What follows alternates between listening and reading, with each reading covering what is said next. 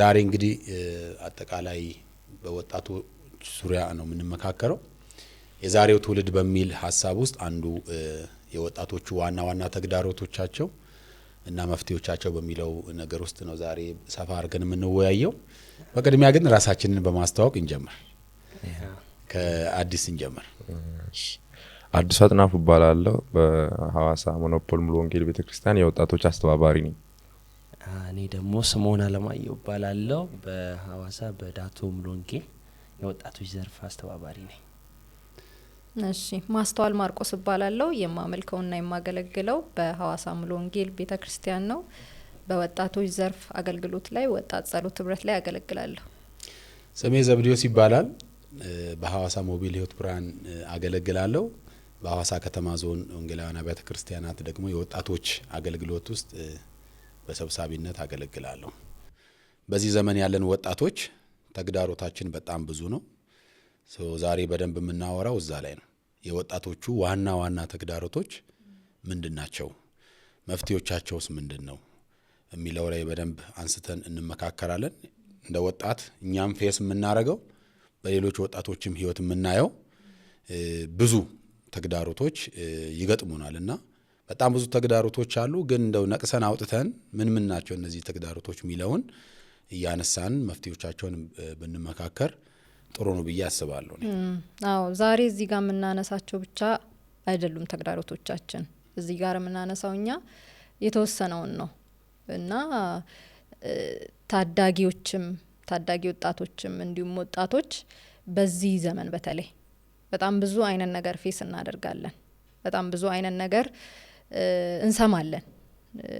ታዳጊዎችም እንዲሁም ወጣቶች የሚያሳልፉትን ተግዳሮት ማለት ነው እና እዚህ ጋር የምናነሳቸው ያው እንደ ውይይት ሀሳብ እንዲሆነን እንጂ በተጨማሪ ደግሞ ሁሉም በየቤቱ ሁሉም ያለበት ብዙ ናቸው ለማለት ነው። ተግዳሮቶቻችን እንደ ወጣትም ኖርማሊ ደግሞ ሰው ሆነን በዚህ ምድር እስካለን ድረስም ተግዳሮት አለ።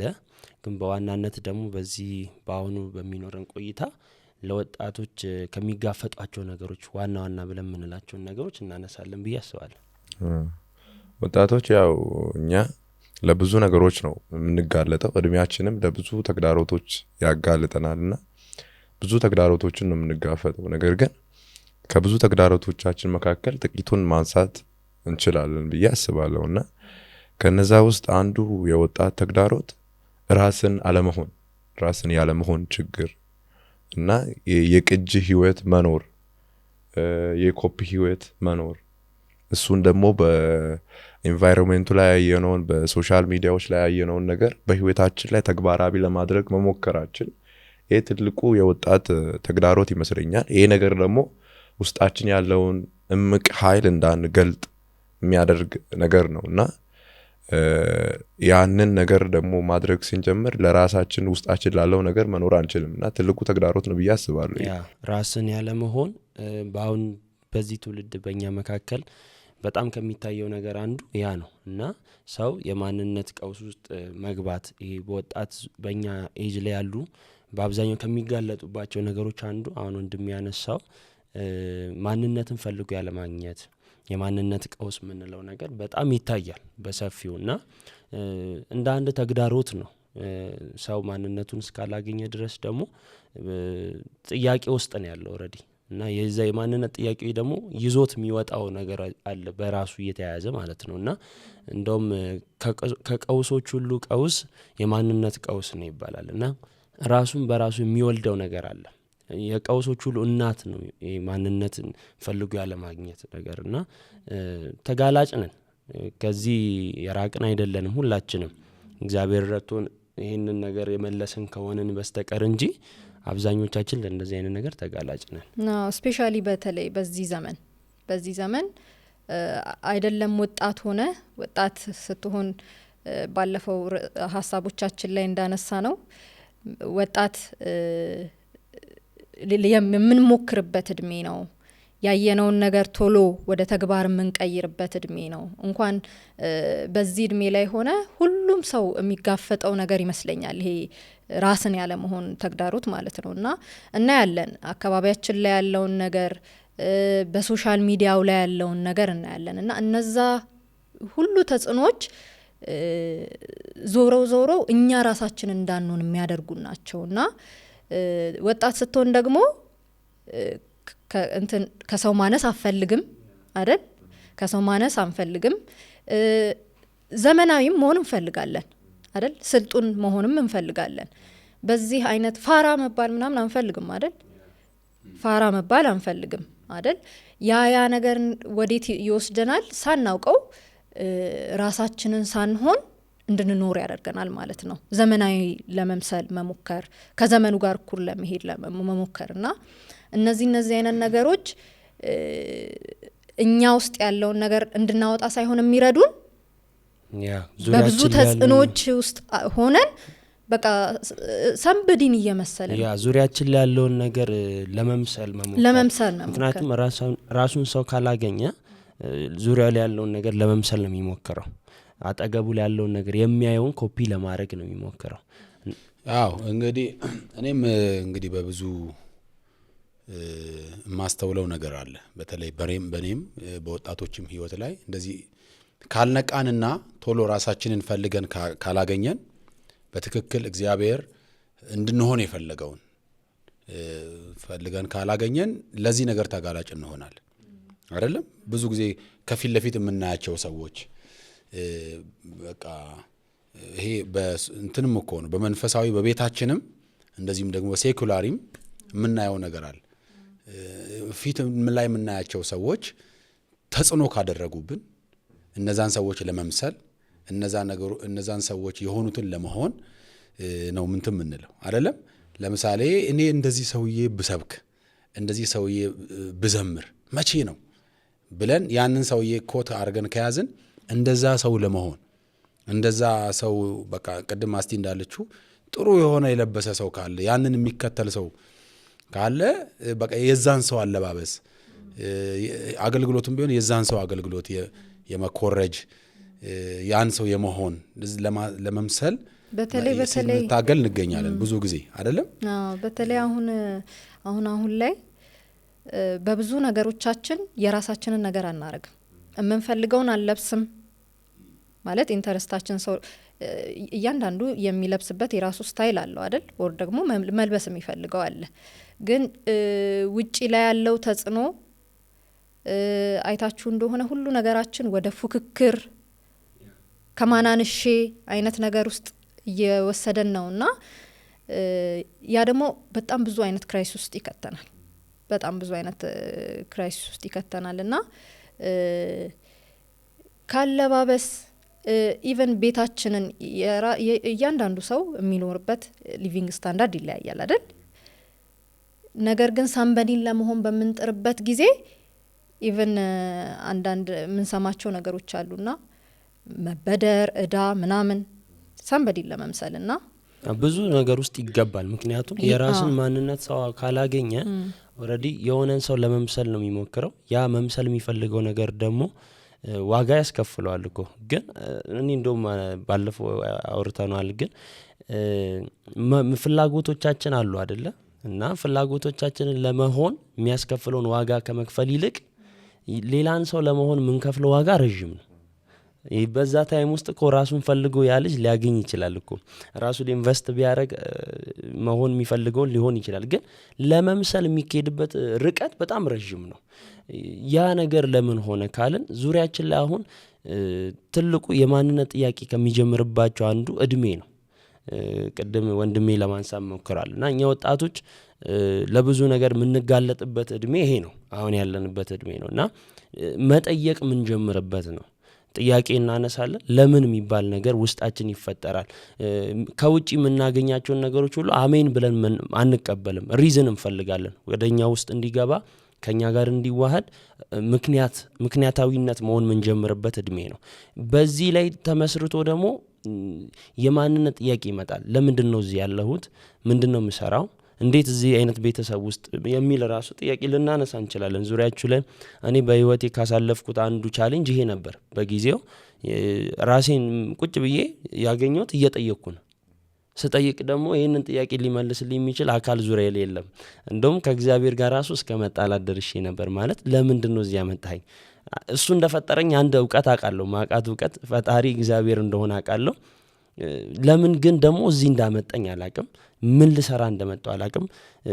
ባለሁበት ህይወት ደስተኛ አይደለሁም። በቃ ይሄ የኔ ህይወት አይደለም ብዬ ነበር እንትን ምለውና ጥያቄ መጠየቅ ጀመርኩ። በቃ መልሱን እዛው እንዲሰጠኝ ማለት ነው። የዚህን ያህል ነበር የሄድኩት በጊዜው እና ይሄ ማንነት ቀውስ መሆኑን ራሱ የገባኝ ከወጣው በኋላ ከብዙ ከዛ ነገር ውስጥ ከወጣው በኋላ ነው የተረዳሁት ማለት ነው። እና ሰዎች ራሳቸውን ፈልገው እስካላገኙ ድረስ የሆነን ሰው እየኮረጁ ወይም የሆነን ሰው ላይፍ ለመሆን እየፈለጉ ይኖራሉ። የዚህን ጊዜ ተግዳሮት ይመጣል። አንዱ ተግዳሮቱ ይሄ ነው ብለን ነበር ወንድሜ የሚያነሳው ሀሳብ ይሄ ነውና ይሄ ነገር ደግሞ ምንድነው ትልቁ ተግዳሮት በህይወታችን ላይ የሚያወጣው ወጣትነታችንን እንዳናጣጥሙ ያደርጋል፣ ያጨልምብናል ማለት ነው። በቤተሰቦቻችን ላይ ኢኮኖሚካሊ ጫና ያመጣል። በጣም አደገኛ የሆነ ኢኮኖሚካሊ ጫና ያመጣል። ቅድም ማስት እንዳነሳችው ኔጌቲቭ ወደ ሆነው ነገር መግባት ጀመራል ቤተሰቦቻችን።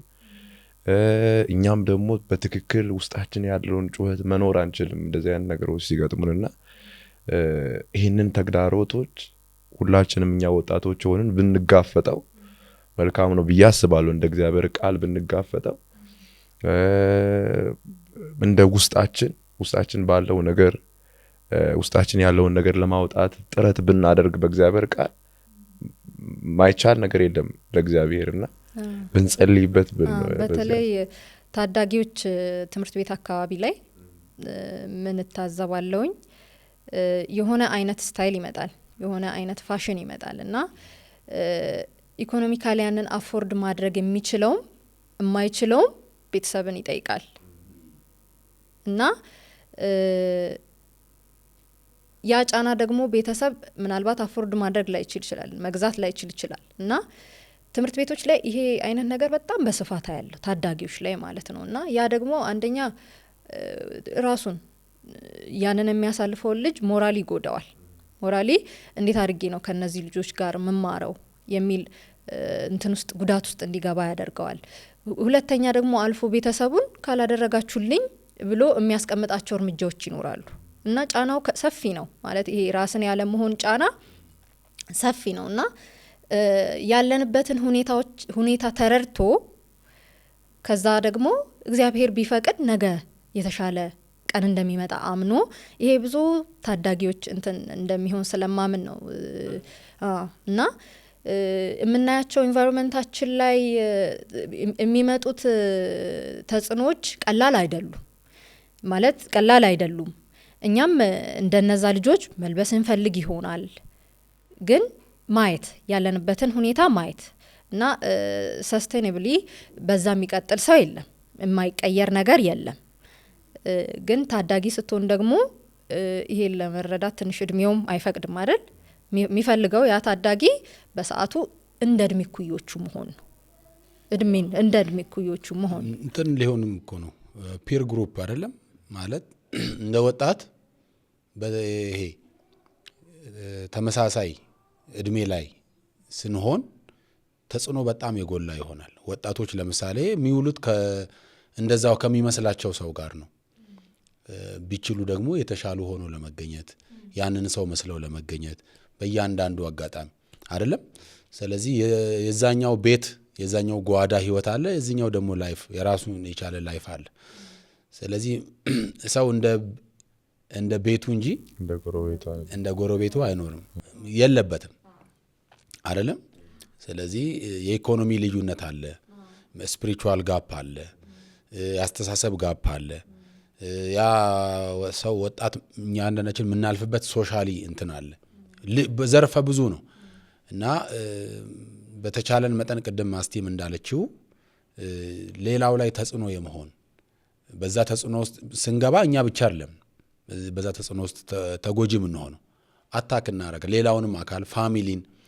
ስለዚህ ቤተሰብም ደግሞ ያንን ልጅ ለማስደሰት ወይ ደግሞ ልጄ እንደዛኛው ልጅ መሆን አለበት ብሎ ስለሚያስብ ከየትም ብሎ ያንን ነገር ፈልጎ የማምጣት እንደዚህ አይነት ነገሮች ምን አለ መሰለህ ዘብዴ፣ አሁን አንተ ስታነሳ የተረዳውን ነገር በህይወት ውስጥ ሰዎች ይሄ ልክ እዚህ ኤጅ ላይ ሲደርሱ ወደ ጥያቄ ይገባሉ ብያችሁ ነበር ቅድም እና መቀበል ነው የሚያቀታቸው መቀበል አሁን ያሉበትን ሁኔታ ዋናው ነገር ደግሞ ሂል ለማድረግ ራሱ ለመዳን ከዚህ ነገር ራስን መቀበል ነው ያ ትልቁ እና ነገር ራሳቸውን ስለማይቀበሉ ለምሳሌ የቤተሰባቸውን ስታተስ ፋሚሊ ስታተስ ያሉበትን ያላቸውን ነገር ኢቨን መልካቸውን ማንነታቸውን ተፈጥሯቸውንም ጭምር አንዳንድ ወንድ ለምን ሆንኩ ሚልም አይጠፋም ለምን እንደዚህ አይነት አፍንጫ አለኝም በቃ ያላቸውን ነገር መቀበል ይከብዳቸዋል የቤተሰባቸውን ኢኮኖሚ ያሉበትን ይሄንን መቀበል ስለማያቅታቸው በቂ አሳማኝ ስለማይሆንላቸው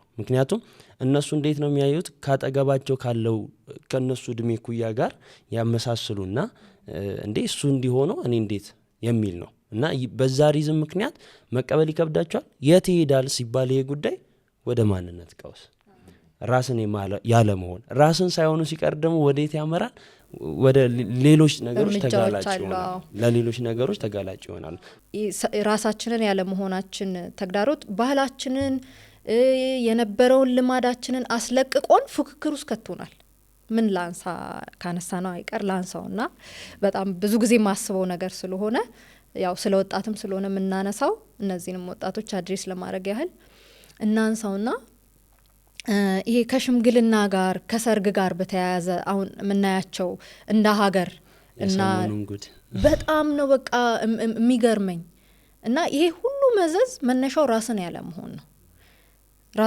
መሆን ነው ምንድነው የምናየው ኢንቫይሮንመንታችን ላይ ያልተለመደ አይነት ነገር ይመጣል አሁን እኮ ሽምግልናዎቻችን ራሱ ሰርግ ያስንቃል እና እነዚህ ሁሉ ነገሮች ምንድናቸው መነሻቸው ምንድነው ሰንበዴ ያደረገው ስለዚህ እኔ ከሷ ያነሰ እንዴት ሆኜ ይነሳል ከዛ እያለ ካልቸራችንን ቶታሊ ነው የቀየረው አስተውላችሁት እንደሆነ አላቅም ልክ ብለሻል ብዙ ጊዜ ማንነት ቀውሱ ሰዎች የሚገቡት ከልጅነት ሚሞሪያቸው ጋር ይገናኛል ቻይልድ ሚሞሪ ላይ አስተዳደጋቸው ቤተሰባቸው ለነሱ የሚሰጣቸው ማንነት አለ አሁን እያንዳንዳችሁ እርግጠኛ ነኝ ልጅ እያላችሁ ምን መሆን ትፈልጋላችሁ ተብላችሁ እንደዚህ እጅ አውጥታችሁ አልመለሳችሁ እና ሁላችንም እንደዛ አለን እና ልክ ግን ከፍ እያልን ስንመጣ እነሱ የሚነግሩንም ብቻ አይደለም የምናየው እነሱ ያሉንም ብቻ አይደለም ማህበረሰቡም ደግሞ የሆነ የሚሰጠን ነገር አለ የማህበረሰቡም የሚሰጠን መልክ አለ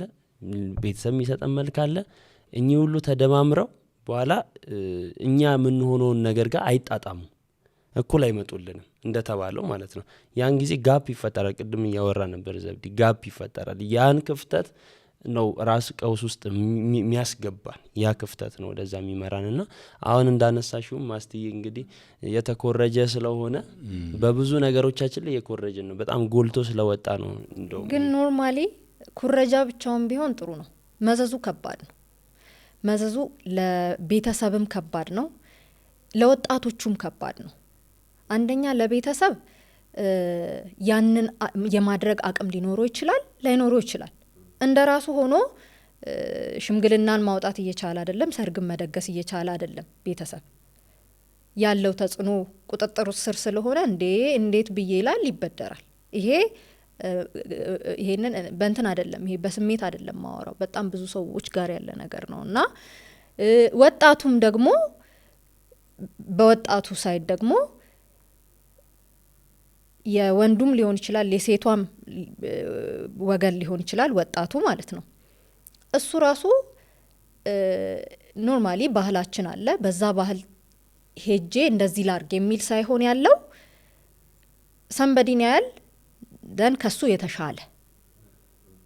የተሻለ እያረግን ራሳችንን አለመሆናችን አሁን በጣም በቃ ትልቅ ክራይስ ውስጥ እየከተተን ነው ትልቅ ቀውስ ውስጥ እየከተተን ነው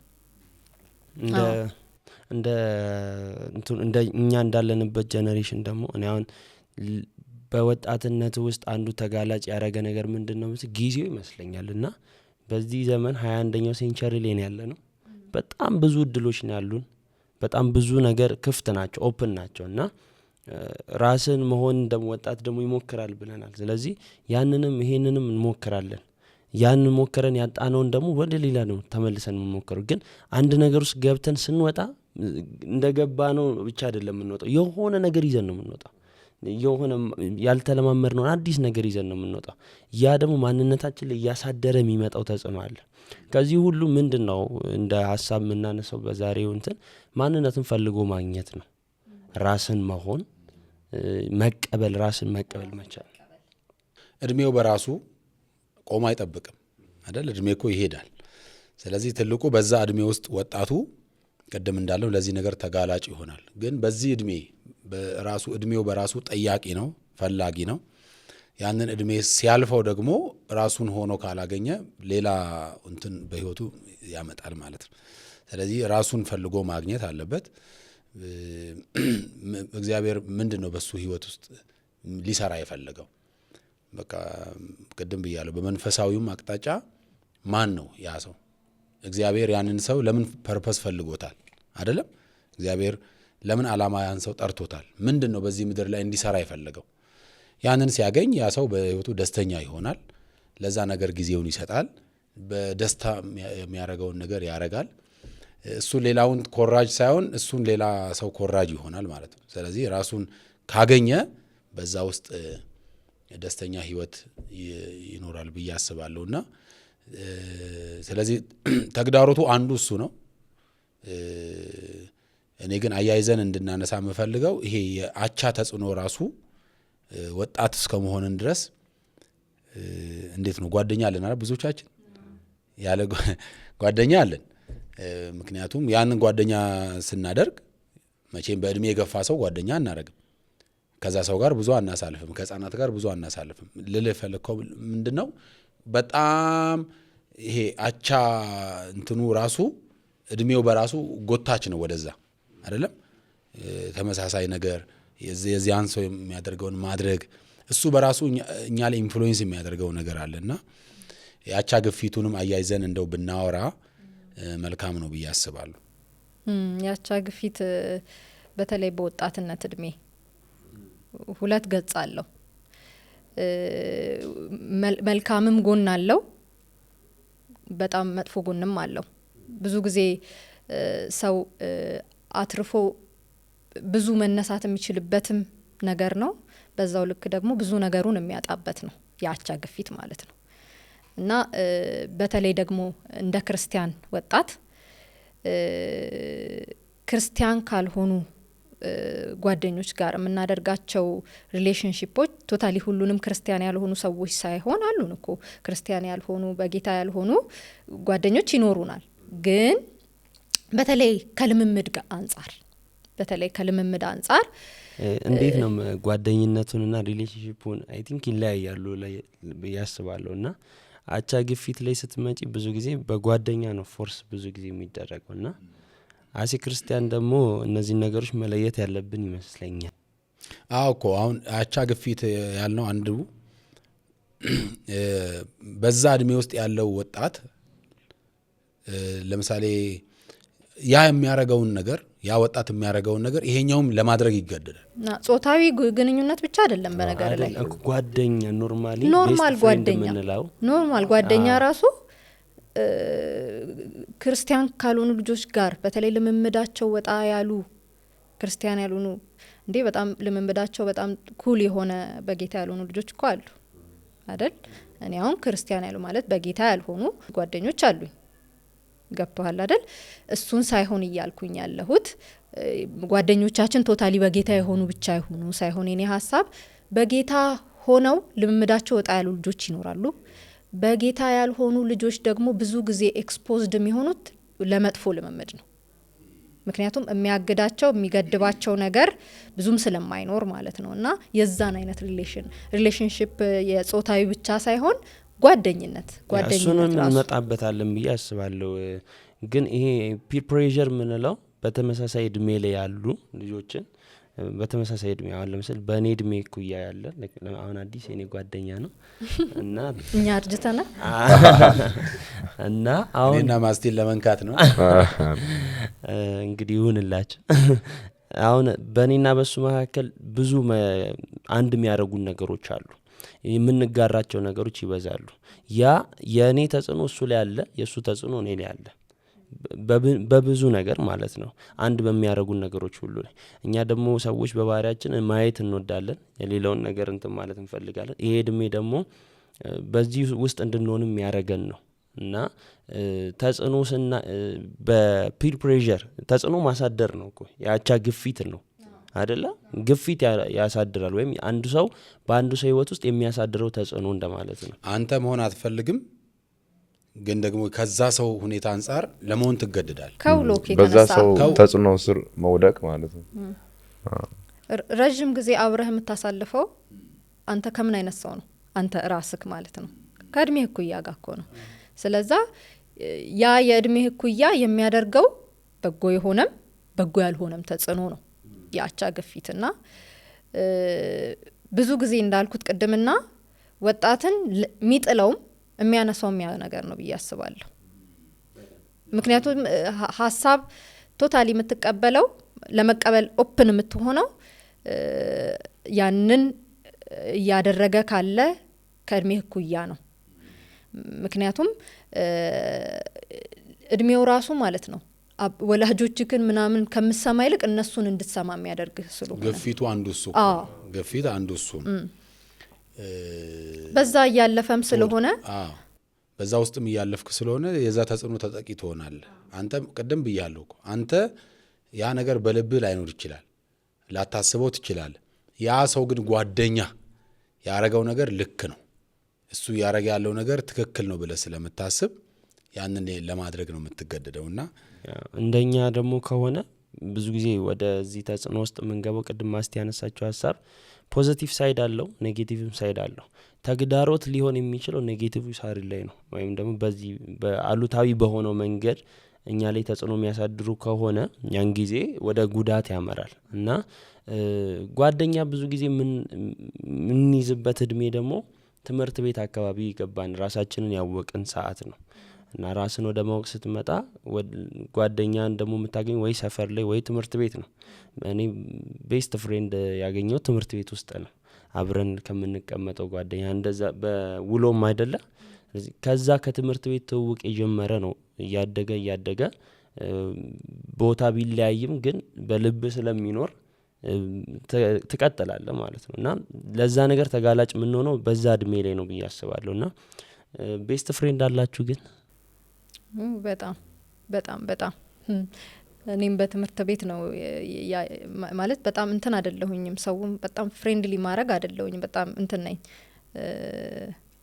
ቁጥብ ነገር ነኝ ጓደኛ ለማድረግ ማለት ነው ሰውን ቶሎ ብዬ ጓደኛ አልልም ምርመራ በዛለው መሰለኝ እና አዎ ልክ በዛ አይነት እድሜ ግን በተለይ ይሄ ወጣትነት ላይ ታዳጊነት ላይ ያንን ሰው የምንሰማበት ያንን ሰው የምንከተልበት የሚያደርገውን የምናደርግበት እድሜ ነው እና ቅድም አንተ እንዳልከው ፖዚቲቭ ሳይዱ ያው ተግዳሮት ሊሆን አይችልም ግን በተለይ ኔጌቲቭ ሳይዱ ይጎዳናል እንትን ብለን የሚጠቅመንን መርጠን ማንጠቀም ከሆነ ወደ ተለያዩ አይነት ነገር ውስጥ ራሳችንን ልናገኝ እንችላለን ለምሳሌ አሁን ማንሳት እንችላለን እንደ ወጣት ምን አይነት ነገር ውስጥ ነው ያለነው ይሄ ዘመን ይሄ ትውልድ ምን አይነት ነገር ውስጥ ነው ያለው የሚለውን ብናነሳ የተለያዩ ሱሶች ውስጥ ወጣቱ የሚለማመድበት ነው የተለያዩ ሱሶች ውስጥ የሚገቡበት እድሜ ነው ለምንድነው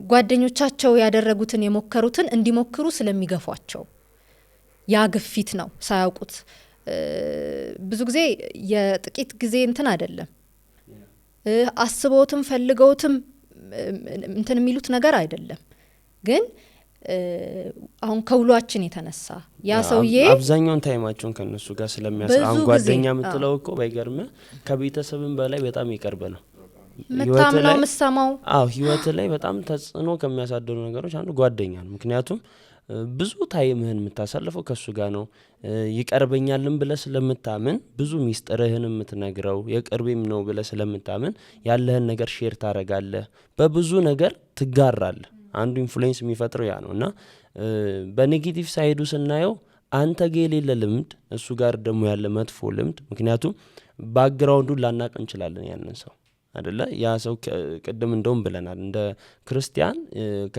ክርስቲያን ጓደኛ ቢኖረው ጥሩ ነው ግን ክርስቲያን ጓደኛ መኖሩን በራሱ ደግሞ እንትን ዋስትና ይሰጣል በተለይ በዚህ ሰዓት አይሰጥንም እንደው በዚህ ሰዓት በተለይ በዚህ ዘመን በውሎ ምክንያት የተበላሹ ወጣቶች አውቃለሁ እኔ ማውቃቸው ያ በጣም እኔ ራሱ ተበላሽቼ አውቃለሁ በውሎ ምክንያት ከዚህ በፊት በነበረኝ ላይፍ በጣም ተበላሽቼ አውቃለሁ ስለሽ በእነሱ ኢንፍሉዌንሰር ወድቄ አውቃለሁ እነሱም ያደረጉትን ያረኩ ነው ራሴን ያወኩት ማለት ነው ከጥቂት ጊዜ በኋላ በእነሱ ልምምድ ወድቄ ራሴን ያወኩትና በዛን ታይም ውስጥ ደግሞ ይገርማቸዋል ቤተሰቦቻችሁን ከመስማት ይልቅ እነሱን መስማት ነው የምትመርጡት ማታ እስከ እኩለ ሌሊት ቤተሰቤ ይመክሩኛል እና እሺ ምናምን ብዬ ጠዋት ማለዳ ሄጄ ከነሱ ጋር ሲገናኝ ይፈርስብኛል ያሳውል ማለት በእነሱ ተጽዕኖ ስር ስለወደቅኩ ማለት እና ይሄ ነገር ህይወትን ቀስ በቀስ እየተቆጣጠረው መጣና ከቤተሰብ ቁጥጥር ወጣሁኝ ማለት ነው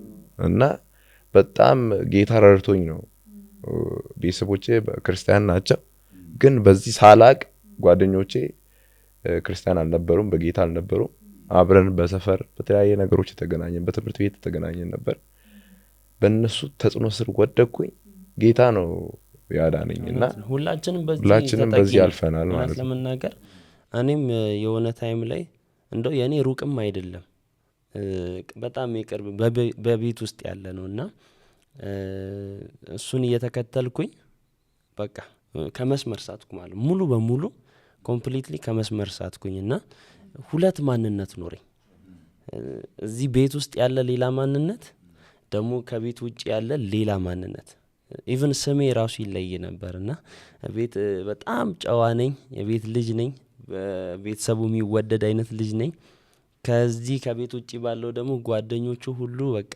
የሚወዱት የሁሉም ጀማ የሚፈልገው አይነት ያንን አይነት ማንነትና በሁለት ማሊያ እንትን ሚል አይነት ልጅ ነበርኩ ይሄን ያደረገው ምንድነው የምከተለው ሰው ያሳደረብኝ ተጽዕኖ ነው ማለት ጓደኛ ብዬ ያስኩት የሱ ኢንፍሉዌንስ ነው ኔጌቲቭ ነው ኮምፕሊትሊ ደሞ አቋለው ባይገርማችሁ ምንድነው አንዱ ተጽዕኖ የሚያሳድርብን ነገር የተከለከልነው ነገር ስለሚሆን ብዙ ጊዜ እኛ በቤት ወላጆቻችን የሚያሳድጉን ብዙ ነገር እየከለከሉ እየገደቡ አይደለ ካላቸው የወላጅነት መንፈስ የእናትነት የአባትነት ራዬ ለኛ ይጎዳናል በሚል በዛ እነሱ ተንሰፍስፈው የሚከለክሉን ነገር ለምን ከለከሉን ሚል ውስጣችን ስላለ ጓደኛ ደግሞ ይሄን ነገር ያቀርብልሃል የተከለከልከውን ነገር ያቀርብልሃል አንተ ደግሞ አብረው እንግዲህ ቤት ያጣሁን ውጪ በደንብ እንትን ትለዋለና በዛ ኢንፍሉዌንስ ስር ነበርኩኝ በጣም ብዙ ነገር ተጎድቻለሁ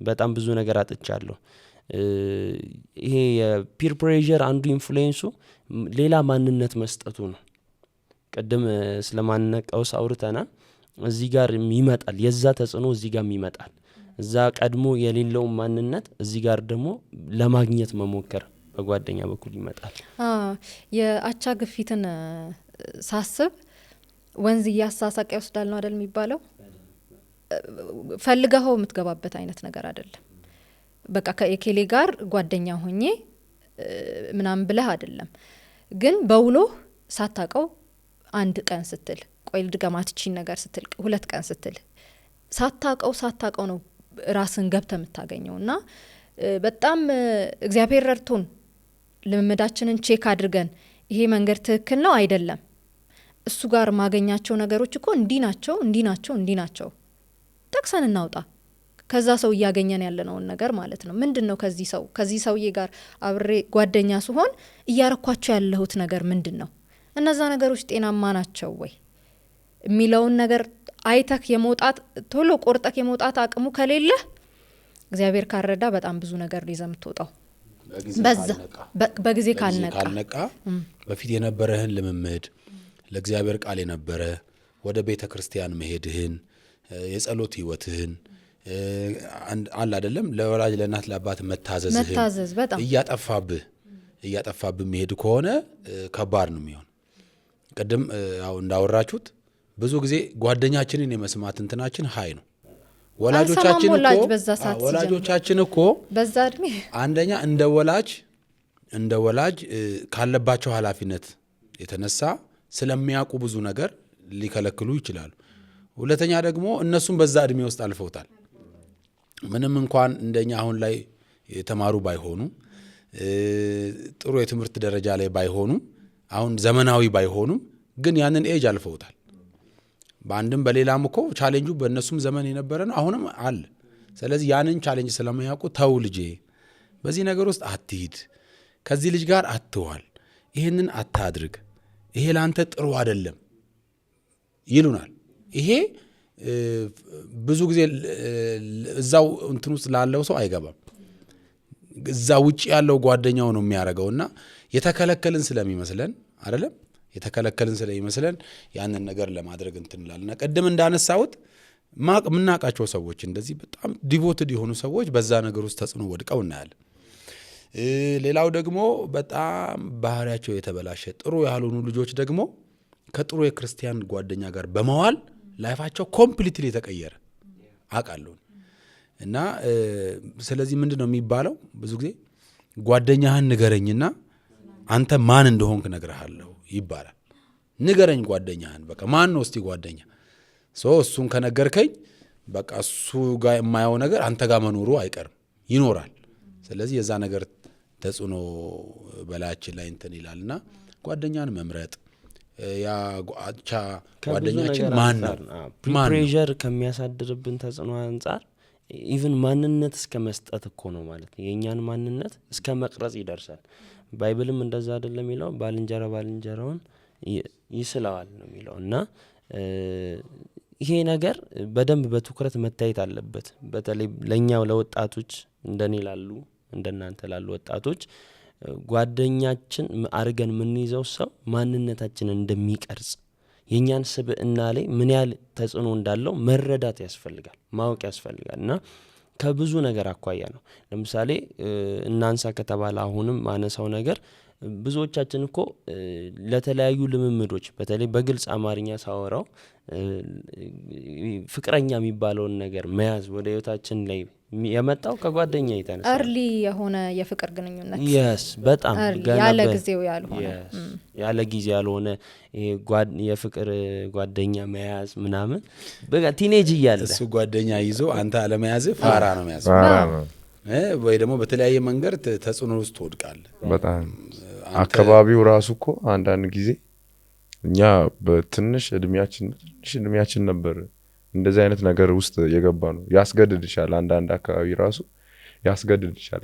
እሱን አለማድረግ ራሱ ፋራነት ነው፣ ኋላ ቀርነት ነበር በወቅቱና ለዛ ብለሽ በቃ ትገባያለሽ ያለ እድሜሽ ማቹርድ ሳትሆኚ ጊዜ ሳይደርስ እድሜሽ ሳይደርስ እዛ ነገር ውስጥ ትገባያለሽ። እና ያ ነገር ደግሞ የሚመጣ በአቻ ግፊት ነው፣ በአቻ ግፊት ነው ያጋለጣናል። ይሄ ነገር ደግሞ አንድ እኛንም ይጎዳል፣ ቤተሰቦቻችንንም ጎድቷል። እኔ አሁን ቤተሰቦቼንም በጣም ጎድቻለሁ፣ ራሴንም በጣም ጎድቼ ነው ጌታ ከዛ ህይወት ያወጣኝና ብዙ ጊዜ ተቀጥቅጫለሁ፣ ተገርፌያለሁ። አንድ ቀን እንደውም ጌታ ኢየሱስን ከተቀበልኩበት ያቺ ሞመንት ድረስ ሳልመታ ያለፍኩበት ቀን አላስታውስም። እየተዘለልኩበት ማልጃ ምክንያቱም እመታለሁ። ግን ይገርማችኋል ዱላ አልቀየረኝ ጌታ ኢየሱስ እኔን ከዛ ለማውጣት እኔን ከዛ ማውጣት ብቻ ነው ከጓደኞቼ መለየት። በቃ አንዳንድ ጊዜ እኮ ብዙ እዛ አብረን ሆነን የሞከርናቸው ነገሮች ሳይሳኩን ይቀራሉ፣ ግን ከተለየን ይሳኩልናል ማለት ነው።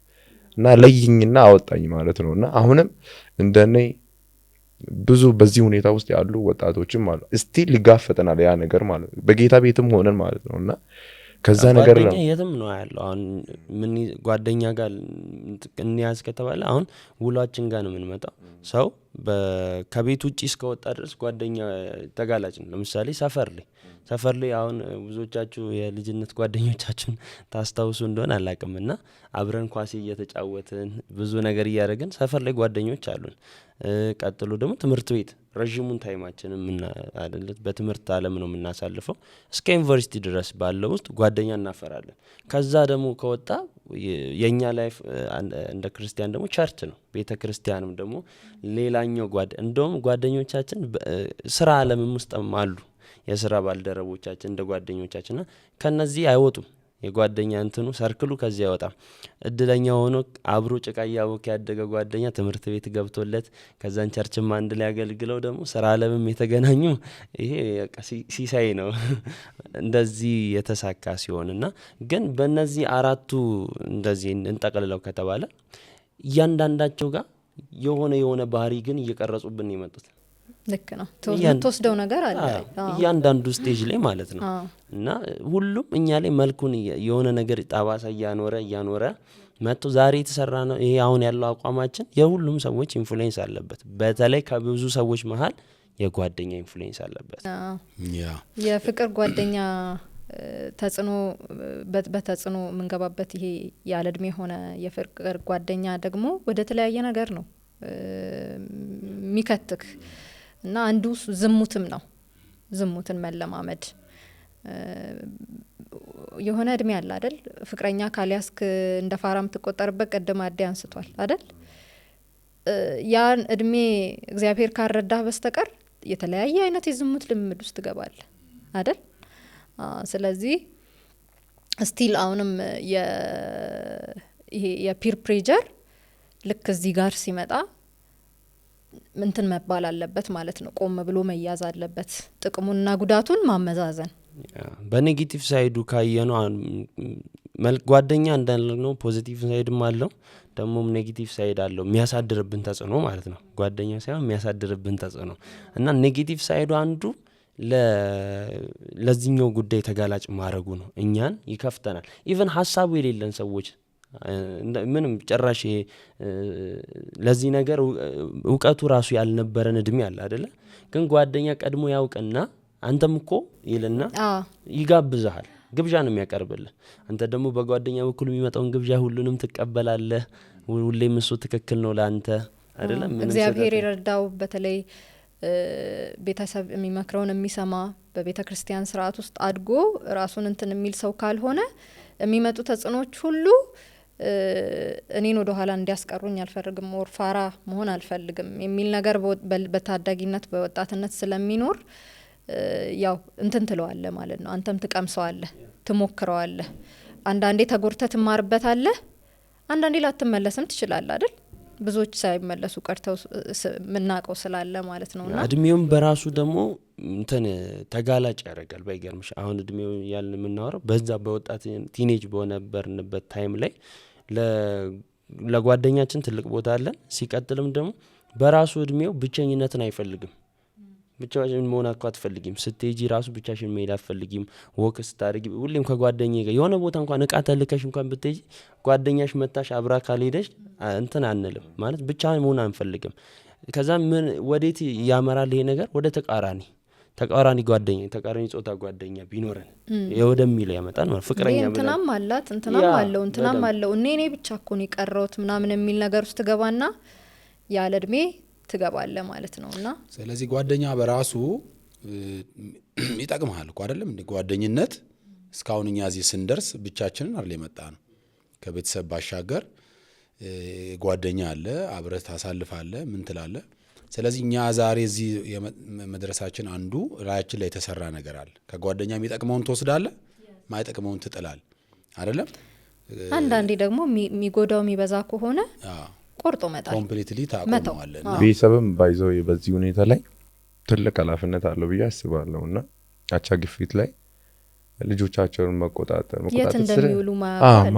መቆጣጠር መከታተል እና ጊዜ ወስደው ጊዜ መስጠት ለልጆቻቸው ይሄ ነገር ይጠቅማል። አሁን ብዙ ጊዜ እኛ ማህበረሰብ በዱላ ነው የሚያምነው እና በቅጣት ያምናል። በቃ ሰውን በዱላ እኔ ዱላ ሰውን እንደማይመልስ ያውቁት በራሴ ነው።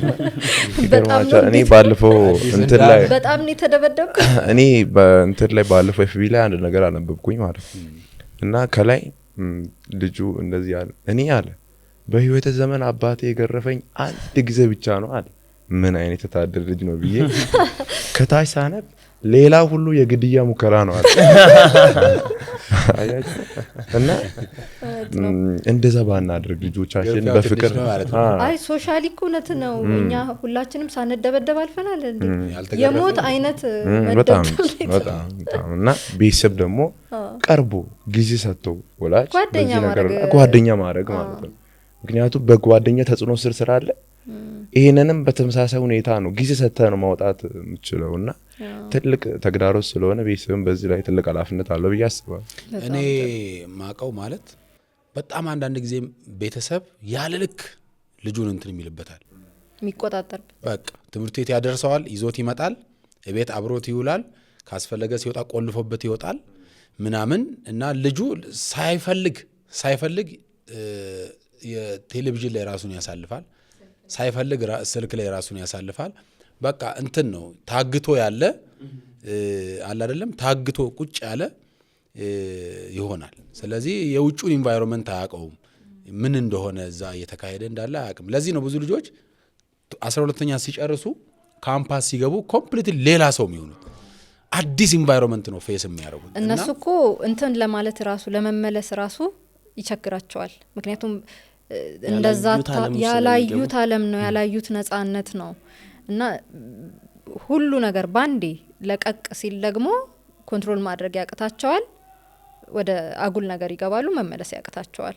እሱም ጥሩ አይደለም። የቤተሰብ ከልክ በላይ ቁጥጥር አዴ እንዳለው ልጆችን ፍሬንድሊ ማድረግ በዘመናቸው ያለውን ተጽዕኖ እንኳን የምትረዳው እኮ ፍሬንድሊ ስታረጋቸው ነው። በምን እያሳለፉ እንደሆነ ውሏቸው ምን አይነት እንደሆነ ቀርበህ ማውራት። ቀርበህ ስታወራ ነው ችግራቸውንም ልትረዳላቸው ልሰማቸው የምትችለው ማለት ነው። እና አሁን አለ እንደሚገረፍ ልጅ ይቀጣ ልጅ አለ። በእኛ ዘመን አለቀ። ዱላዎችም አልቀዋል። አሁንም ያው አንዳንድ ቦታዎች ሊኖሩ ይችላሉ አልተገለጠም እንጂ ልክ ነው ሊኖሩ ይችላሉ ያስባሉ። ግን እየቀረ እየመጣ ነው እንጂ አሉ። ግን የሚመልስ አይደለም ዱላ የሚመልስ እንደውም በእልህ ጭራሽ ብዙ ነገር ውስጥ የሚከት ነው እግዚአብሔር ካረዳ በስተቀር።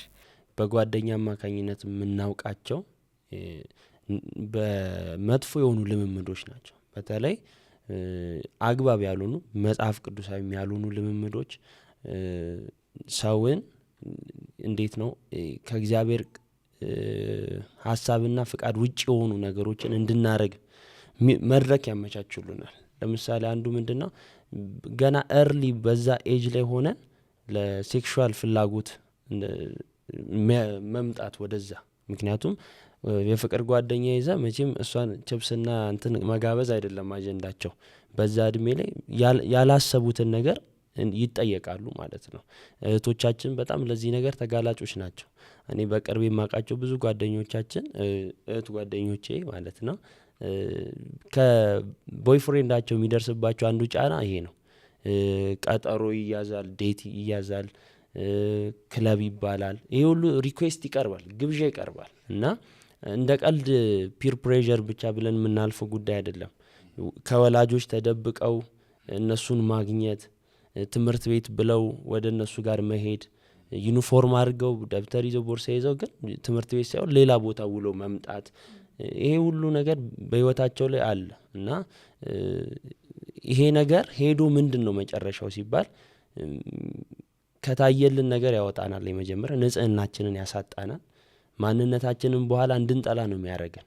እኚህ ሁሉ ነገሮች ተደራርበው ራሳችንን ወደ መጥላት ሶሳይድ ወደ ማድረግ ራሱ ሊወስደን ይችላል። early age ላይ ራሱ ሪሌሽንሺፕ አስፈላጊ ነው ወይ? የተቃራኒ ጾታ ጓደኛ ማለት ነው ፍቅረኛ ማለት ነው እንደምንለው ያው ወጣት ስለሆነን ነው ይሄን ምለውና አስፈላጊ ነው ወይ? ምን እንደሚጠቅመን በተለይ ታዳጊዎች በዚህ ፕሮግራም ላይ የሚመለከቱን ታዳጊዎች ካሉ እኛ አልፈን ስላየ ነው ብዙ ጊዜ ጉዳት ነው እንጂ ያለው ጥቅም የለውም።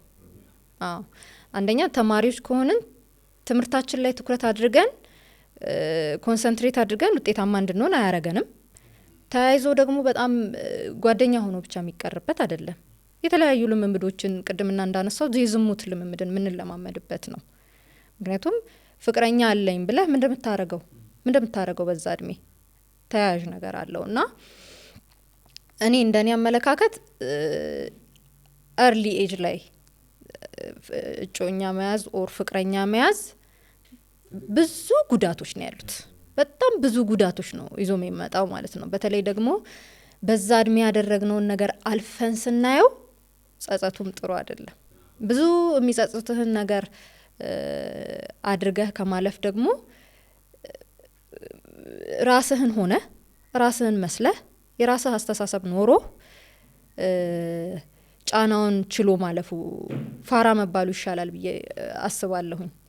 እንደ ታዳጊ ሁሉም እኮ ጓደኛ አለው፣ ሁሉም እኮ ፍቅረኛ አለው፣ እንዴት እኔ ብቻ የሚል አይነት አስተሳሰብ ውስጣችን ካለ ፋራ ነሽ ከተባልሽ ፋራ ነህ ከተባልክ ፋራ ብትባል ይሻላል። ምክንያቱም በእነሱ የምታጣቸው በጣም ብዙ መዘዞች ስላሉ ዛሬ ላይ ገባን ይችላል። ከነቅድሙ በጣም ብዙ እንዳነሳ ነው ቤተሰብ ፋራ ስለሆነ ወይም ቤተሰብ ስለማይረዳ ነው የሚመስለን በዛ እድሜ። ግን አይደለም። ቀድመ የምትጎዳው አንተ ነህ። ቤተሰብ ሁለተኛና ሶስተኛ ላይ ነው የሚጎዳው።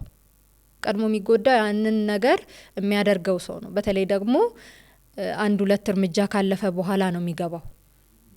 ንጽህናችን እናጣለን። ከዛ ጋር ተያይዞ የሚመጡ ደግሞ ሰው ዝሙት ውስጥ ከገባ ብዙ ነገር ነው አይደለም ተያይዞ የሚመጣው።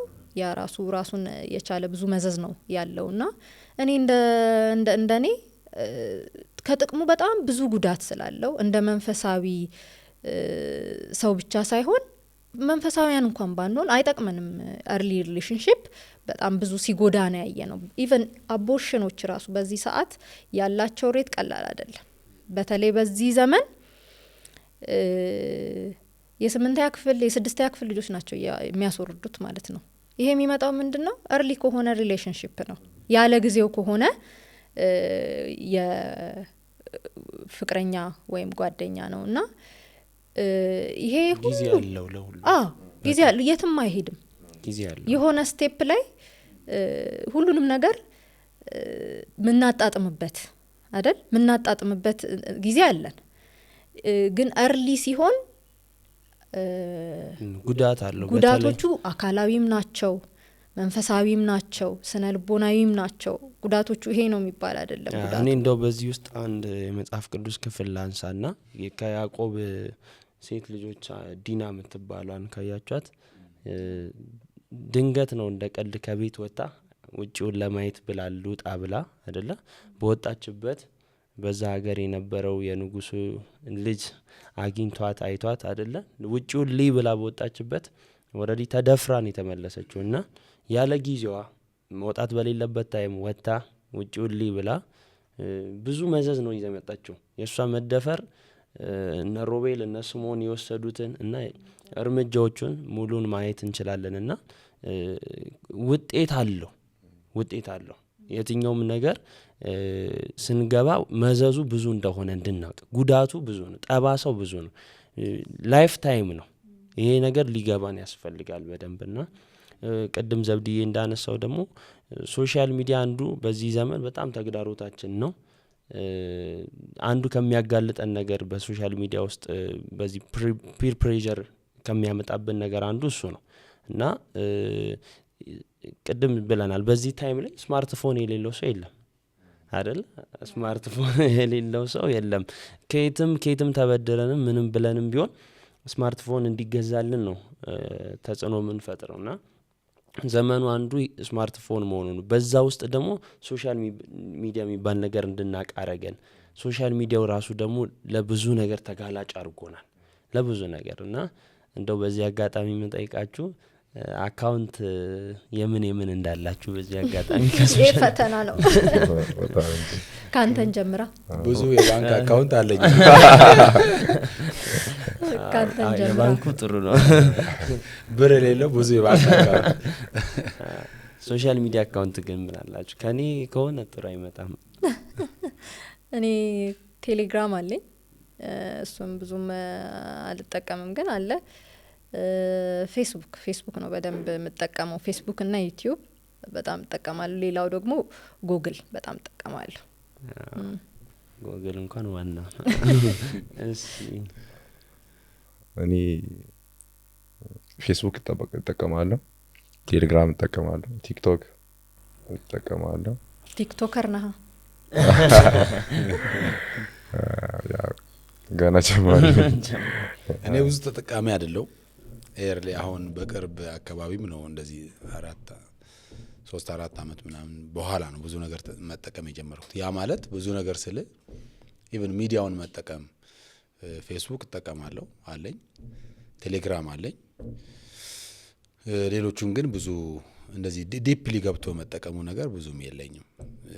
ለመንፈሳዊ አገልግሎት መልእክት እንትን ለማድረግ እንደዛ እንጂ አሁን እኮ ሰው ተጠቃሚ ብቻ ሳይሆን ጠቃሚም ተጠቃሚም የሆነበት እውነት ነው ሶሻል ሚዲያ ስላለ ማለት ነው። ያ በጣም ስልካችን ላይ ብዙ ነገር ስላለ ብዙ ነገር ውስጥ የቢዝነስ ሆኗል ራሱን የቻለ ራሳቸውን ብዙዎቹ የሚገልጡበት ነው። በዛው ደግሞ ተስበው ብዙዎች ሰዎች ሊወድቁበት ሊጠፉበት ይችላሉና ሶሻል ሚዲያ በጣም ተጽዕኖ እያሳደረ ያለ ነው አሁን በዚህ ጊዜ። አንተ ነገርከን እንዴ? የኔን እናገራለን እንዴ? ጠያቂ ሲጠየቅ ጠያቂው እንግዲህ እኔ ምን የሌለኝ አካውንት የለም። እውነት ለመናገር በጣም ተጋላጭ ነኝ። እውነት ስነግራችሁ በጣም በልጅነቴ ነው ፌስቡክ አካውንት ራሱ የተከፈተልኝ። ከፍቼም አይደለም ተከፍቶልኝ ነው።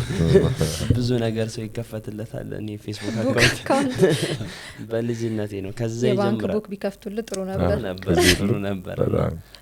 አንዱ ኢንፍሉዌንስ አድርጎብኛል። ብራዘር ሲስተር በበተን ስልክ ነው ፌስቡክ አካውንት የከፈቱልኝ። በዛ ጊዜ አስቡት።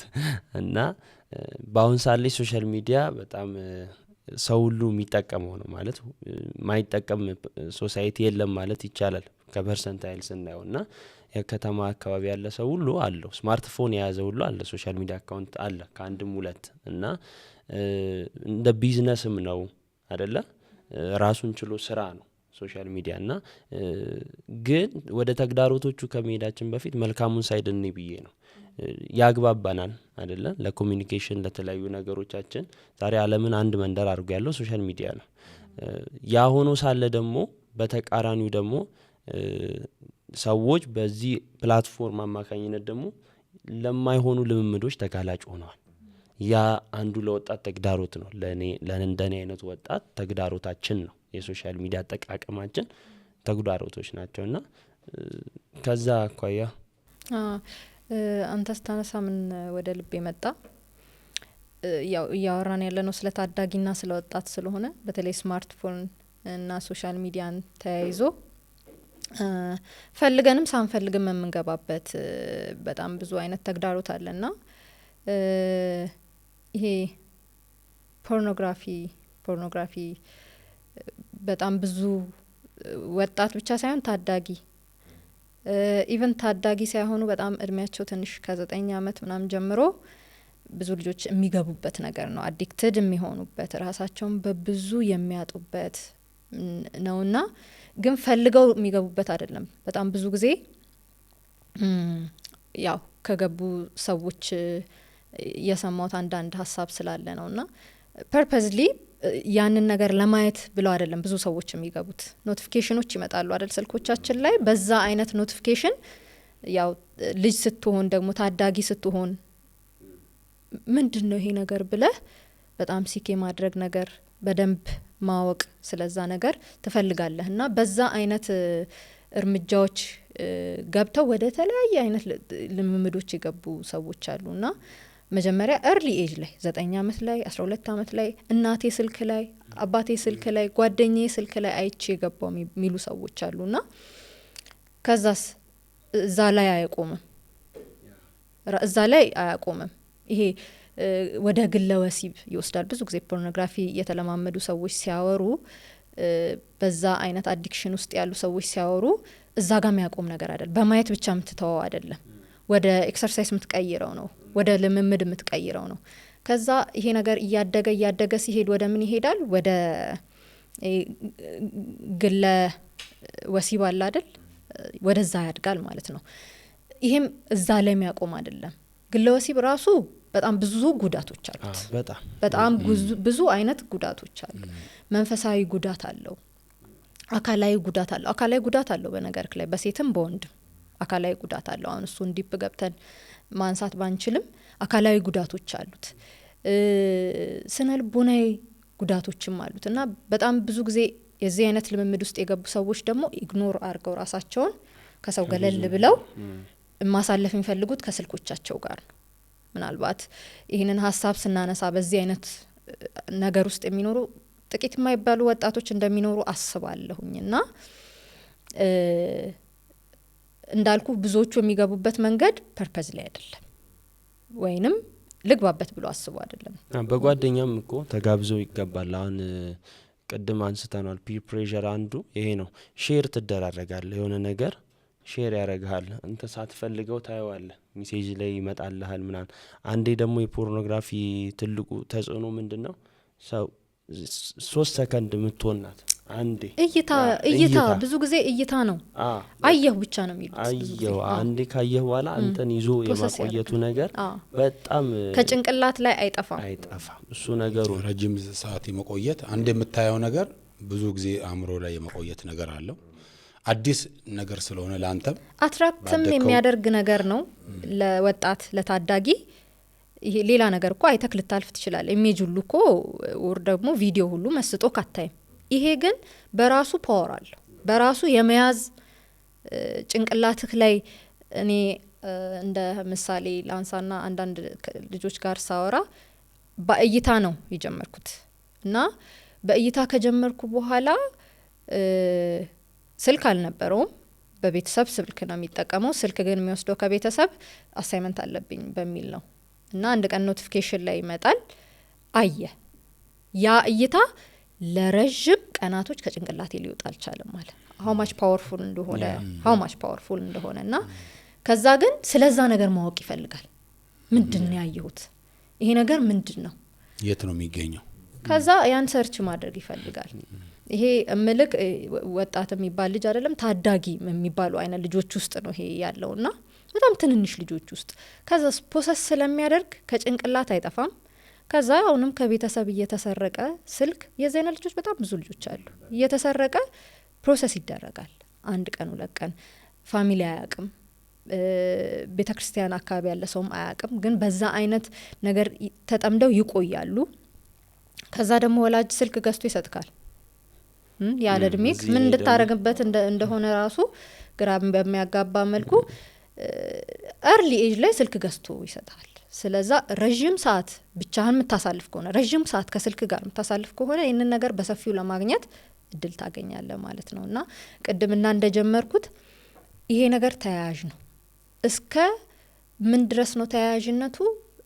እስከ ተመሳሳይ ጾታ ጋብቻ፣ ተመሳሳይ ጾታ ሪሌሽንሺፕ ከፖርኖግራፊ የሚነሳ ጅማሮ ነው። ወይም አንድ ጊዜ ኢሜጅን ከማየት የሚነሳ ጅማሮ ነው። ይሄ ይቀጥላል፣ ያድጋል፣ ወደ ግለ ወሲብ ያድጋል፣ ይቀጥላል፣ ያድጋል። ራሳቸውን አይድል የሚያደርጉ ከሆነ ብዙ ጊዜ ስልካቸው ላይ የሚያሳልፉ ከሆነ እዛ ላይ እንትን ያረጋሉ ማለት ነው። ይሄ ደግሞ ብዙ ጊዜ ተያያዥ ናቸው ተብሎ ራሱን ችሎ አዲክሽን ሶሻል ሚዲያ ራሱ አዲክሽን ያመጣል። ደግሞ ውስጡ ደግሞ ሌሎች ብዙ አዲክሽኖች አሉት ራሱን ተያይዙ ማለት አሁን ታችን የምትናገር ማስቲ ያለች ያለችው እሱ ነው። አንዱ ሶሻል ሚዲያ የሚያቀርብልን ሌላ አዲክሽን የፖርኖግራፊ ሴክሹዋል ፒዩሪቲያችንን የሚያሳጠን ጉዳይ ነው እና የማይሆኑ ልምምዶች ውስጥ ይከተናል። ለነዚህ ነገሮች ደግሞ ተጋላጭ የሚያደርገን ሶሻል ሚዲያው ራሱ በውስጡ ያለው ብዙ ጥሩ ኮንተንቶች እንዳሉት ሁሉ ደግሞ ተግዳሮት ሆኖ ደግሞ በአሁን ሰዓት ላይ ቅድም ብለናል አይደል ሁለንተናችንን ነው የሚጎዳው።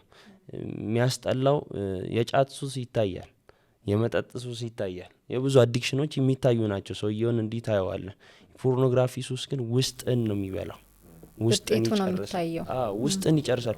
ኢቨን እንኳን እንዴት ነው ሰው እዛ ውስጥ ሆኖ እንኳን አታውቀው መጥቶ ሊያገለግል ይችላል።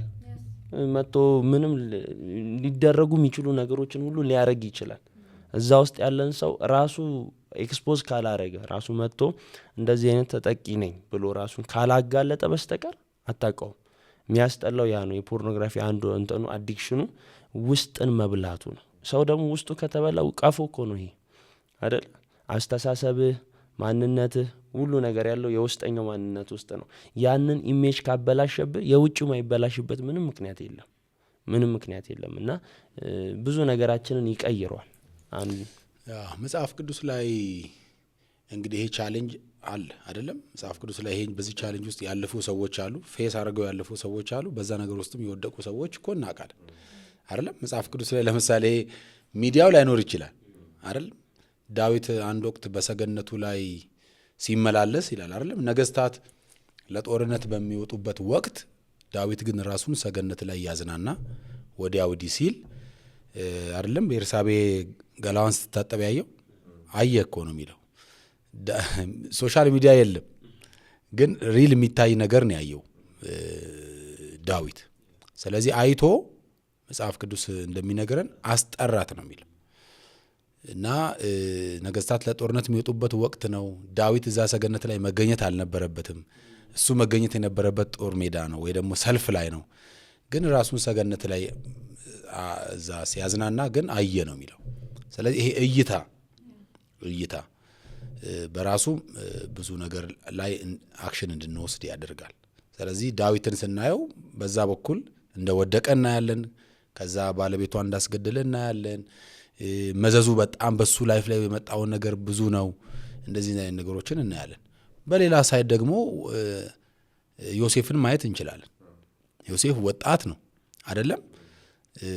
በጣም የንጉሱ ሚስት አይኗን ጣለችበት ነው የሚለው አይደለም? ከኔ ጋር ተኛ ብላ በጣም ትነዘንዘው ነበር። አንድ ቀን ምቹ አጋጣሚ ስታገኝ ያዘችው ነው የሚለው። ግን ዮሴፍ ምን አደረገ አይደለም? ልብሱን ጥሎ እንደሸሸ ነው። አንዱ ቻሌንጅ ነው። ስለዚህ በዚያ እንትን የወደቁ ሰዎች አሉ፣ ደግሞ ሸሽተው ያመለጡ ሰዎች አሉ። ቻሌንጁ አለ። ስለዚህ ስልክ በዛን ጊዜ ስለሌለ ቻሌንጁ የለም ማለት አይደለም። በተለያየ መንገድ ይገጥማልና ግን ያንን ነገር ማለፉ ኖ ማለቱ ከኛ ከወጣቶች ይጠበቃል ብዬ ነው ማስበው። ለዚህ ነው ጳውሎስ ጢሞቴዎስን ከክፉ የጎልማሳነት ምኞት ሽሽ፣ በቃ ሽሽ ነው የሚለው እና አንዳንዱን በፋይት ነው፣ አንዳንዱን ፍላይት ነው እና ከኃጢአት ጋር ደም እስከ መፋሰስ አልተገደላችሁም ይላል መጽሐፍ ቅዱስ አይደለም? በቃ አንዳንዱን ፋይት ታደርጋለህ፣ ኖ ትላለህ። አንዳንዱን ደግሞ ሽሸ በቃ በመሄድ እንትን ትላለና መሸሽ ግን እኔ አንድ እንትን ምለው መሸሽ ብቻውን በራሱም ደግሞ መፍትሄ አይሆንም። ባይገርማችሁ ሸሽተ ሊሆነ ቦታ የምትደበቅበትም ያስፈልጋል። ጳውሎስ ሽሽ እና ከዚህ ውጣና እዚህ ጋር ግባ ነው የሚለው። ይሄን ደግሞ ተከተል ይለዋል። እዚህ ሽሽ ብሎት በቃ እድሜውን እየሸሻ አይደለም የሚኖረው፣ እዚህ ጋር ደግሞ ይሄንን ተከተል ይለዋል። ባይገርማችሁ ሴክሹዋል ፒዩሪቲ ስናወራ በዚህ አጋጣሚ ስለተነሳ ይሄ ለጾታዊ ነገር ያለን ፍላጎት ጤናማ ነው። እግዚአብሔር ራሱ ነው በእኛ ውስጥ ይህንን ኔቸር ያስቀመጠው። በዚህ አጋጣሚ የሚያዩ አሉ እና ይሄ ፍላጎቱ አንዳንዱ እኔ ስለ ሴክሹዋል ፒዩሪቲ እየተማርን ቸርች ላይ ድንገት የሆነ ኮርስ ላይ የሚጸልዩ አሉ በቃ እጃቸውን አንስተ ይህን ግደለው አጥፋው ምናምን ብለው የሚጸልዩም አሉ አለ። ኖ ምንም የሚገለው ይሄንን ስሜቱ ኦልሬዲ ይሄ ስሜት ባይኖረኝ ኦልሬዲ ለእንደዚህ ነገር አልጋለጥም የሚሉ ጤናማ ነው ነገርየው መኖሩ በእኛ ዘንድ እግዚአብሔር የፈጠረው ነው። ይህንን መጀመሪያ መቀበልና ማመን ማወቅ ያስፈልጋል። ማለት እነሱ ጋር ብቻ ያለ አይደለም። ሴክሹዋል ስሜት ፍላጎት ሰው ውስጥ እግዚአብሔር ያስቀመጠው አንዱ ተፈጥሯችን ነው፣ ኔቸር ነው። ግን በአግባቡና በጊዜው ሲሆን ነው መልካም የሚሆነው። መጽሐፍ ቅዱስም አለ ለዚሁ የነገረን መመሪያ አለ አይደለ? ሰው እኮ እናትና አባቱን ትቶ ከሚስቱ ጋር የሚጣበቅበት ጊዜ አለ። ይሄ ትዳር ውስጥ እኮ አንዱ ያለው ጆይ እኮ እዚህ ውስጥ ነው አይደለ? ግን በጊዜው ሲሆን ያለ ጊዜው ለማድረግ ነው ስንሞክር ለደስታ የተሰጠን ስሜት ለሐዘን፣ ለለቅሶ፣ ለማይረባ ነገር ተላልፈ የምንሰጥበት የሚሆነውና እነሱ ጋር ብቻ ያለም እንዳይመስላቸው ቲኔጆችም ስለሚኖሩ በዚህ አጋጣሚ ይሄ ስሜት አለ። ግን በትክክለኛው ጊዜ ነው በእግዚአብሔር በሚፈቅደው መንገድ ነው ወደ መጠቀም ያለብን። ያንን ማወቅ ያስፈልጋልና ያለ አሁን ሶሻል ሚዲያ የሚሰጠን ምንድነው በአቋራጭ ይህንን ነገር እንድናገኘው ገብታችኋል። አሁን እኮ ደፍረህ አርግ ብትለው እኮ ላያረግ ይችላል ያወጣት። እኔ አሁን በዛ አርግ ብትለኝ ላላርግ ይችላል። ግን ሶሻል ሚዲያ ላይ የሆነ ምናብ የሆነ ነው አይደል? ምናብ ዓለም እኮ ነው። ምናብ ዓለም ውስጥ ግን ትንሽም ብትሆን እርካታ ይሰጣል። ትንሽም ብትሆን እኮ የሆነ ነገር አለው እኮ ሰዎች ወደው አይደለም እዛ ነገር ውስጥ እኮ የሚገቡት፣ የሚያገኙት የሆነ ነገር አለ። ለጊዜያዊም ቢሆን የሚያገኙት ደስታ የሚያገኙት እርካታ አለ። ጊዜያዊ ናት፣ ግን ያ ጊዜያዊ አይደለም። እግዚአብሔር ያሰበው ለዘላለም የሚሆን ደስታ ነው። ይህንን ስሜት በእኛ ውስጥ ሲያስቀምጥ ፍጹም የሆነ ደስታ እንድናገኝ ነው። ሴጣን ግን አቋራጭ ደስታን፣ አጭር ደስታን ያመጣልናል ማለት ነው በዚሁ ፕላትፎርም አድርጎና በዚህ ነገር ውስጥ ያሉ ልጆች እንግዲህ ይህንን እንዲያውቁ። ይሄ ነገር ያው ትልቅ እሹ ነው ያወራን ያለነው ነገር እና በዚህ ነገር ላይ ለበጎ ተግባር ሶሻል ሚዲያ ብናውል እኛ ወጣቶችም ስንሆን በአግባቡ ዋይዝ በሆነ መንገድ ብንጠቀም፣ በማይጎዳን መንገድ ብንጠቀም። አሁን ሶሻል ሚዲያ ላይ ብዙ የምንጠቀማቸው ነገሮች አሉ፣ በጎ ተግባሮች አሉ። ለምሳሌ በዚህ ዘመን ትምህርቶች አሉ፣ እዛ ይለቀቃሉ፣ ሶሻል ሚዲያዎች ላይ ይለቀቃሉ። አዳዲስ መረጃዎችን እንሰማለን፣ አዳዲስ ነገሮችን እናገኛለን። በዚያው ልክ ግን የሚያጠፉ ነገሮች አሉ፣ የሚያበላሹ ነገሮች አሉ። ፖርኖግራፊ ደግሞ ቅድም እያወራን ያለ ነው። ይሄ ፎቅ በጀት ተበጅቶበት ነው ኖቲፊኬሽኑ ዝም ብሎ ነው የሚገባው እና ልክ ዳታ ምናምን ይገባል ዝም ብሎ። ምክንያቱም እንትን ተብሎ ነው በረቂቅ ነው ሰይጣን እየሰራ ያለውና ይህንን ደግሞ ተገንዝበን መከተል ያለብንን የሚጠቅመንን ነገር ብቻ ብንከተል ለበጎ ተግባር ብናውል ጥሩ ነው ብዬ አስባለሁ። አንዱ ሶሻል ሚዲያውን በዚህ ታይም ላይ እኛን እያጋለጠን ካለው ነገር አንዱ ምንድነው አቋራጭ ገንዘብ እንድናገኝ ሜክ እንድናደርግ። ገንዘብ እንደምታውቁት ለሁላችንም ያስፈልገናል አይደለ? ግን ደግሞ ሮንግ በሆነ መንገድ እንድናገኘው ከሚያደርገን አንዱ ሶሻል ሚዲያ ነው። ልክ አሁን ለፖርኖግራፊና ለማይሆን ለኃጢአታዊ ልምምድ እንደሚያጋልጠን ሁሉ ገንዘብን በአቋራጭ መንገድ አግባብ ባልሆነ መንገድ እንድናገኝ ደግሞ ከሚያደርጉን ነገሮች አንዱ ሶሻል ሚዲያው ነው እና የዛ ነገር ተጋላጭ መሆናችን ደግሞ አዲክሽን ውስጥ ይከተናል ማለት። ግን እኮ በሶሻል ሚዲያ ስራውን የሚያስተዋውቃል፣ ሶሻል ሚዲያን ራሱ ስራው አድርጎ እየኖረ ያለ ሰውም አለ ማለት ቢዝነስ አድርጎት እየኖረ ያለ ብር ሜክ እያረገበት ያለ አለ። እሱም ሮንግ ነው። ባይዞ ስልካችን በራሱ ቅዱስም ርኩስም አይደለም። የምንጠቀመው ስልክ በራሱ ቅዱስም ርኩስም አይደለም። እኛንን የምናረግ አጠቃቀማችን ለበጎ አላማ ማዋል እንችላለን። አይ ደግሞ ካልን ደግሞ ለክፉ አላማ ልናውል እንችላለን እና አጠቃቀማችንን ማስተካከል አለብን። ሞሮፍ ደግሞ ከተጠሪያችን አንጻር ከአላማችን አንጻር መንፈሳዊ እንደመሆናችን መጠን ከእግዚአብሔር ከሚያርቁ ነገሮች ራሳችንን መጠበቅ ያስፈልጋል ብዬ ነው የማስበው። ነገር ሁሉ በጊዜው ይስተካከላል። አሁን ላይ አሁናዊ ወጣት ላይ ያለውን ስሜታችንን ገዝተን ጳውሎስ እጎስማለሁ አይደል የሚለው አስገዛለሁ። ስለዚህ በእግዚአብሔር ቃል በጸሎት ራሳችንን ከዛ ነገር በማስመለጥ ቅድም ሳይመንም እንዳለው ራቅ ይለዋል ጳውሎስ፣ ደግሞ ተከተል ይለዋል። ስለዚህ የምንርቀው ነገር አለ፣ ደግሞ በዛ ልክ መንፈሳዊ ነገሮችን መከታተል በዚህ ዘመን ደግሞ ሰይጣን ካዘጋጀው ከክፉ ነገር ልናመልጥ እንችላለን። እኔ አሁን በዚህ ዘመን እንዳለ ወጣት አንዱ ተጋላጭ ከነበርኩባቸው ነገር አንዱ ሶሻል ሚዲያ ካጋለጠኝ ከፖርኖግራፊ አዲክሽን አልፎ የቢቲንግ ነው። ኦንላይን ቢት የምናደርጋቸው አለ ገንዘብ ባጭሩ የሚገኝባት መንገድ እንደሆነ የብዙ ልጆች ተግዳሮት እንደሚሆን አምናለሁ። በጣም እና ቢት አረጋለሁ፣ ገንዘብ ይመጣል። ገንዘቡ መጥቶ ደግሞ መልሶ ብዙ ይወስድባል። ሌላ ነገር ላይ ነው ማለት ሌላ የኃጢአት ልምምድ ላይ ተመልሶ የሚውለው ማለት ከጓደኞችሽ ጋር ሄደሽ ወይ ፑል ቤት ወይ የሆነ ጌም ዞን ወይ የሆነ ማይሆን ቦታ ላይ አጥፍተሹ አውለሹ ትመጫለሽ። ገንዘብ ደግሞ እየተጠራቀም በላይ ሲመጣ ኦልሬዲ ፍላጎቶችሽን ማሟላት ትችላለሽ። እግዚአብሔር ጠብቆት ያለ ወጣት ካልሆነ በስተቀር ገንዘብ እኮ ለብዙ ነገር የሚያጋለጠን አንዱ ገንዘብ እጃችን ላይ ሲሆን እና ሶሻል ሚዲያ ላይ ቢት እያረጉ ከዛ በኋላ ደግሞ ከቤተሰብ ውጪ ገንዘብ እየሰሩ ያሉ ልጆች አሉ። በቴሌግራም የተለያዩ ማስታወቂያዎችን ስራዎችን ሰርተው ገንዘብ የሚያገኙ አሉ። ትምህርታቸው የሚማሩ አሉ። የሆነ ነገራቸውን ቅድም ያነሳሹ ማለት ነው። ግን ደግሞ በዚህ አጋጣሚ ደግሞ ስታዩ ተቃራኒውን ሳይድ ገንዘብ ያገኛሉ፣ ማይሆን ኃጢአታዊ ልምምዳቸውን ደግሞ ያስቀጥላሉ።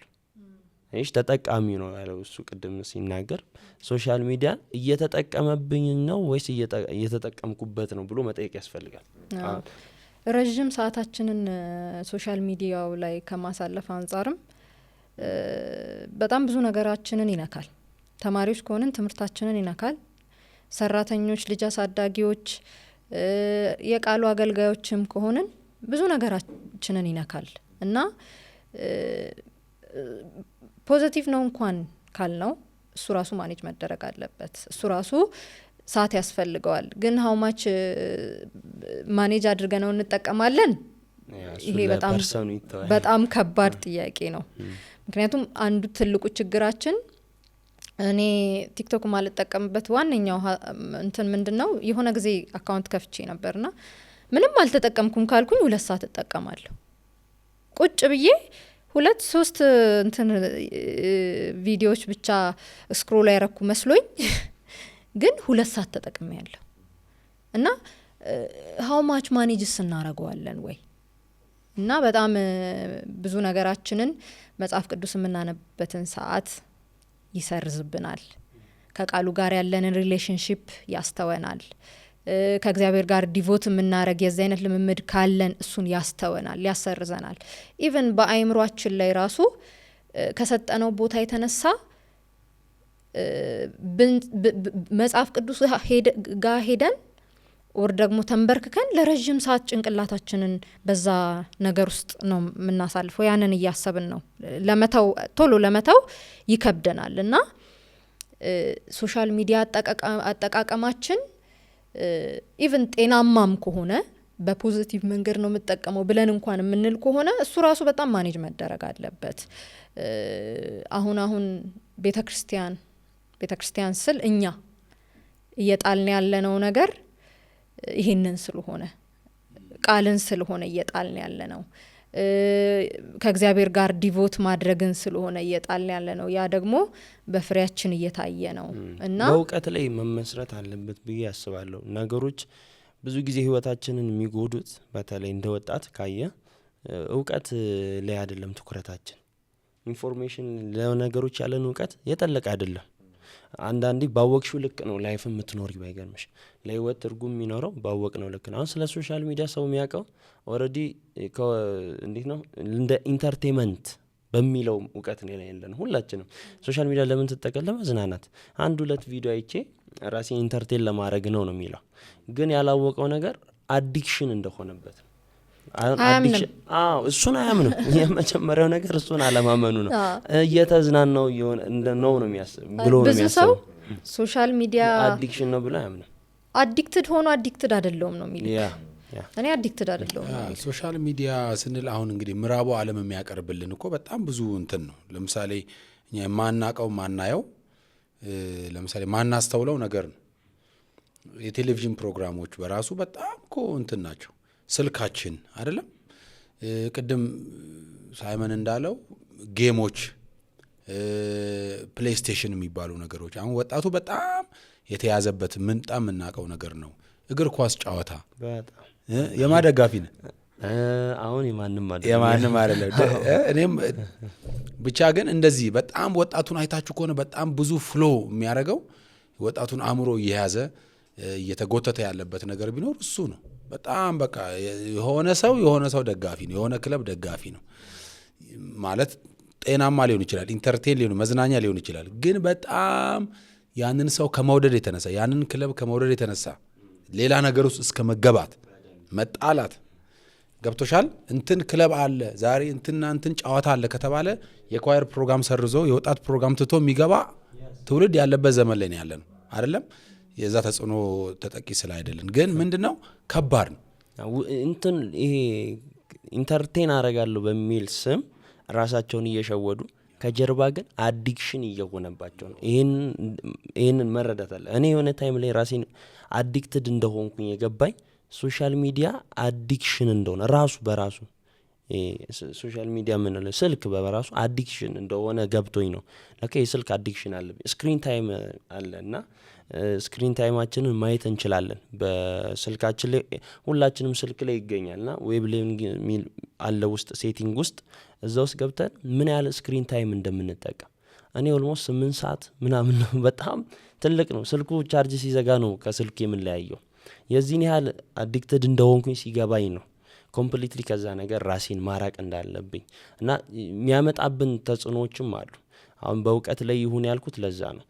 እያንዳንዱ ኖቲፊኬሽን፣ እያንዳንዱ ሜሴጅ፣ እያንዳንዱ ሁሉ ቴክስት እንኳን ስንደራረግ ምላሽ እስኪመጣ እንጓጓለን። ምንም በሌለበት እኮ ነው እና ይጠብቃል በቃ እያንዳንዱ ነገር ማለት ላይክ ስንት ገባ ጭንቅ ነው። አሁን ፎሎወሬ ስንት ደረሰ ጭንቅ ነው። ለቲክቶከሮች ነው እሱ እና ይሄ ነገር ላይፋችን ላይ ይሄ ነው ማይባል ተጽዕኖ አለው። ባይገርማችሁ ይሄ ነው ማይባል ሰዎች ስትረስ ወደ ራሳቸው እየጋበዙ ነው፣ ጭንቀትን እያመጡ ነው። ከሰው ጋር ያላቸው ባነሰ ላይክ ባነሰ ቁጥር ነገራቸው ላይ ኮሚኒኬሽናቸው ላይ ራሱ ይስተጓጎላል። ማለት እንዴ በዚህኛው ሳምንት የለቀቁ ቪዲዮ አልታየም ብዙ ነገር እና ከትምህርታቸው ጋር ቅድም አንስተሻል እህቴና የተለያዩ ነገሮች አሉት ከጀርባ። በእውቀት ቢሆን ጥሩ ነው ስንጠቀም። ያ በጣም አሪፍ። እንደው ሌላውን አንድ ነገር እንድናነሳ ፈልጋለሁ ከትምህርት ጋር ተያይዞ አንዱ የወጣቱ ተግዳሮት ነው ብዬ ማስበው በዘመኑ ያለ ነፋስ አለ አንድ። እሱም ደግሞ ይሄ የሐሰት አስተምሮ። እያንዳንዱ ነገር የሚገባው ከትምህርት ጋር አይደል? የምትማረው የምታየው ነገር የዛ ነገር ተጽዕኖ በጣም የጎላ ነው የሚሆን። ስለዚህ ጌታ ኢየሱስም ማርቆስ ምዕራፍ 4 ላይ ምን እንድትሰሙ ተጠበቁ ያለው ለዛ ነው። ስለዚህ እያንዳንዱ ነገር እኛ ህይወት ላይ ገብቶ እኛ ላይ አድሮ ለዛ ነገር ተጋላጭ እንድንሆን እዛ ነገር ውስጥ ራሳችንን እንድናገኝ የሚያደርገን አንዱ የምናየው ነገር ነው፣ የምንሰማው ነገር ነው። ስለዚህ ምንድነው በአይናችን የምናየው? ምንድነው እየሰማን ያለ ነው? ቀጥሎ ምንድነው በእጃችን እያረግን ያለ ነው? ስለዚህ በጣም ከባዱ አሁን በዚህ ዘመን እኔ አንዱ አለ ምለው ነገር ምንድነው በጣም ወጣቶቻችን እኛም ጋር ፌስ የምናረገው ይሄ የሐሰት ልምምድ፣ የሐሰት አስተምሮ በጣም ቻሌንጅ እያረገን ያለበት ጊዜ ነው። የሚመጡ ትምህርቶችን ሁሉ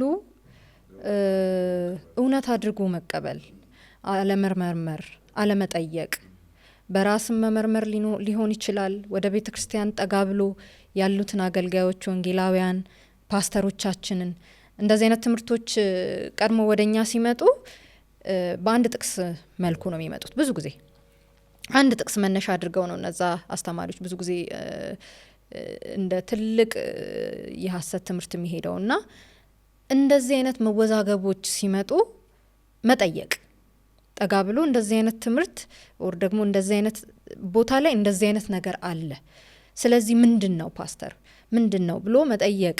ሌላው ደግሞ ከመጽሐፍ ቅዱስ አንጻር ማየት፣ ዲግ ማድረግ ማለት ማየት መጽሐፍ ቅዱስ እንደዚህ ይላል ወይ? ብዙ ጊዜ ከኮንቴክስት አንጻር አይደለም እንደዚህ አይነት ትምህርቶች የሚወጡት። ከአንድ ጥቅስ ተነጥቃ ትወሰድና ሰው በሚመቸው መልኩ ኢንተርፕሬት ያደርጋል። ግን መጽሐፍ ቅዱስ በራሱ ሙሉ ነው። ከዘፍጥረት እስከ ራእይ ያለ በጣም አንዱ ቦታ ላይ የተናገረውን አንዱ ቦታ ላይ በጣም አብራርቶ ይናገረዋል። ስለዛ ወደ መጽሐፍ ቅዱስ አምጥቶ ይሄ ነገር ትክክል ነው አይደለም ብሎ በራስ መመርመር ከራስ አንጻር ካየነው እውነት ለመናገር እኛ ያለንበት የወጣትነት ብቻም ሳይሆን ቀድሞም የነበረ ነው። በትምህርት ንፋስ እየተፍገመገሙ ብዙዎች በየዘመናቱ አይተናል። ቤተ ክርስቲያን አንዱ ትልቁ እንትኗ ሸክሟ ይሄ ነው። ወጀቡ የሚያስነሳባት ትምህርት ነው። ሐሰተኛ ትምህርቶች ወይም ሐሰት አስተማሪዎች አሉ፣ ድሮም አሉ፣ ዘንድሮም አሉ፣ ወደፊትም ይኖራሉ። እንግዲህ ጌታ እስኪመጣ አሉ እና ይሄንን ማወቅ አለብን። የሐሰት ትምህርት አለ፣ አስተማሪዎችም አሉ። ግን ደግሞ በዚህ ውስጥ እኔ ምን አይነት አቋም አለኝ? ትምህርት የመጣውን ትምህርት ሁሉ እንዴት ነው እንደ ጋርቤጅ ሁሉም ማስተናገድ የለብንም ማለት ሁሉም የሚጣልበት አይነት መሆን የለብንም። ማጣሪያ ሊኖረን ይገባል። ትምህርት በጣም በሰው ልጅ ህይወት ውስጥ ትልቅ ተጽዕኖ አለው። አሁን ያለንን ማንነት የሰጠን ትምህርት ነው። የገባብን እውቀት ነው አሁን ያለንን ህይወት እንድንኖር ያደርገና ፊልተር አውት ማድረግ አለብን። ማጣሪያ ያስፈልገናል። ዘብዴም ቅድም እንዳለው ነውና በምንድነው የምናጣራው? በቃሉ ነው። የእግዚአብሔር ቃል ላይ ተመስርተን ነው ምናጣራው። እንደ ቃሉ ያልሆነውን ነገር እንተዋለን፣ እንደ ቃሉ የሆነውን ደግሞ ይዘን እንቀጥላለን። አሁንም ቤተ ክርስቲያን እያደረገች ያለችው ይሄ ነው። እንደ ቃሉ የሆኑ ትምህርቶችን ይዛ እየሄደች ነው፣ ያልሆኑትን ደግሞ ኑፋቄ ናቸው እያለች እያወገዘች እስከዚህ ደርሰናል። በተለይ ችግር የለም እና እንትን ምንድን ነው ብዙ እኛ ወጣቶች ስለሆንን ያው እውቀት ፍለጋ አዳዲስ ነገሮችን ፍለጋ ብዙ መጽሐፎችን እንዳስሳለን፣ ብዙ ነገሮችን እናያለን እና በዛ ውስጥ ያንን ነገር አክሎ የሚመጡ ስህተት ትምህርቶች አሉ። ኢቭን እኛ አንዳንድ ጊዜ ራሱ ገብተንበት መግባታችንን ራሱ ሳናቅ ተናግርበት አስተምረንበት የምናውቀው ነገር አለና ያንን ነገር ወጣቱ አሁን መጋፈጥ ትልቅ ተግዳሮት ነው ይሄ ነገር ባይዘውና ይሄንን ነገር መጋፈጥ አለብን። እንዴት መጋፈጥ አለብን ካላችሁ ወደ መንፈሳዊ አባቶቻችን ወደ ደህንነት ወደ አስተማሩን አግሎ ትምህርት ወደ አስተማሩን ወደ መሪዎቻችን ይሄንን ነገር ማቅረብ፣ ነገሩ ከኛ በላይ ከሆነ ማለት ነው። እንደዚህ አይነት ነገር ያነበብኩ አግኝቻለሁና ይሄ ነገር እንዴት ነው ብሎ ማለት። ሁለተኛ ደግሞ ወደ እግዚአብሔር ቃል መመለስ፣ ሙሉ በሙሉ በቃ ወደ እግዚአብሔር ቃል መመለስ። ይሄ ነገር ደግሞ እንድናጤነው ያደርጋል። አውዱ ምን ይላል የዚህ ነገር? ብዙ ጊዜ እነዚህ አደገኛ የሆኑ ትምህርቶች ፍልስፍናን አክለው የሚመጡ ናቸውና ግን መጽሐፍ ቅዱስ ይላል ወይ? የራሳቸውን ሐሳብ ለማስፈጸም ሲሉ ጥቅስ ይመዛሉ። አንድ ትንሽ ነገር ያመጣሉና ያንን ደግሞ በራሳቸው ነገር እንትን አድርገው በጣም በሰው ጆሮ እንዲደመጥ አድርገው አቀላጥፈው ጽፈው በጣም በዚህ ዘመን ወጣት በጣም የተናወጠ ነውና አሜዚንግ ብቻ ሆነን መቅረት የለብንም። ይሄ ነገር በዚህ ነገር ውስጥ የእግዚአብሔር ሐሳብ አለበት መጽሐፍ ቅዱስ ይላል ወይ የሚለውን ነገር ማጠን ማየትና ወደ መሪዎቻችን ማቅረብ፣ ይሄን ነገር ወደ አስተማሩን ሰዎች ማቅረብ የተሻለ ይሆናል። እኔ የሆነ አሁን አዲስ ያነሳ በቅርቡ የሆነ ነገር ነውና ታውቃላችሁ ሐሰት አስተማሪዎች ደቀ መዝሙር አላቸው። እኛ ብቻ አይደለንም ደቀ መዝሙር ያለን። ትምህርት ሁሌም ደቀ መዝሙር ያፈራል አይደለ? ትምህርት እስካለ ደቀ መዝሙር አላቸው። በደቀ መዝሙርታቸው ደግሞ ሌሎችን ማፍራት ስላለባቸው መጥተው እኛ ጋር ይደርሳል ማለት ነው። በእነሱ አማካኝነት እኮ ነው የሚደርሰው። ከዋናው አይደለም እየሰማን ያለን። ብዙ ጊዜ እኮ የእነሱ ደቀ መዝሙር የሆኑ ናቸው ወደኛ። አንዳንዱ ትምህርት ቤት ነው የሚጋለጠው ለዚህ ነገር። አንዳንዱ ቸርች ውስጥ ሆኖ የሌላ የኢየሱስ ሳይሆን የሌላ ደቀ መዝሙር ሆኖ ነው የምታገኘው እና ከሱ ትሰማዋለህ። አጋጣሚ ሆኖ ከብዙ ነገር ልንሰማ እንችላለን። አሁን ሶሻል ሚዲያም አንዱ ኦፕን ስለሆነ ይሄ ቅድም ካነሳ ነው አንዱ ተጽዕኖ ምንድነው ለሐሰት ትምህርቶች መስፋፋት አንዱ መንገድ ሆኗል። ይሄ ሶሻል ሚዲያ ማለት ነው ክፍት ነው እና በየትኛውም አጋጣሚ ሰዎች ለዚህ ነገር ቢጋለጡ እንዴት ነው ከዛ ነገር የሚወጡት ከተባለ እህቴም እሱም እንዳነሱት መመርመር ነው፣ ወደ ቃሉ መመለስ። ከዛ ደግሞ እነሱ ከሚያውቁት እውቀት ውጪ ከሆነ አምጥተው ለቤተ ክርስቲያን መሪዎች በእግዚአብሔር ቃል ላይ ለሚጠጓቸው ሰዎች መጥተው መጠያቂውን ማቅረብ ነው ያለባቸው።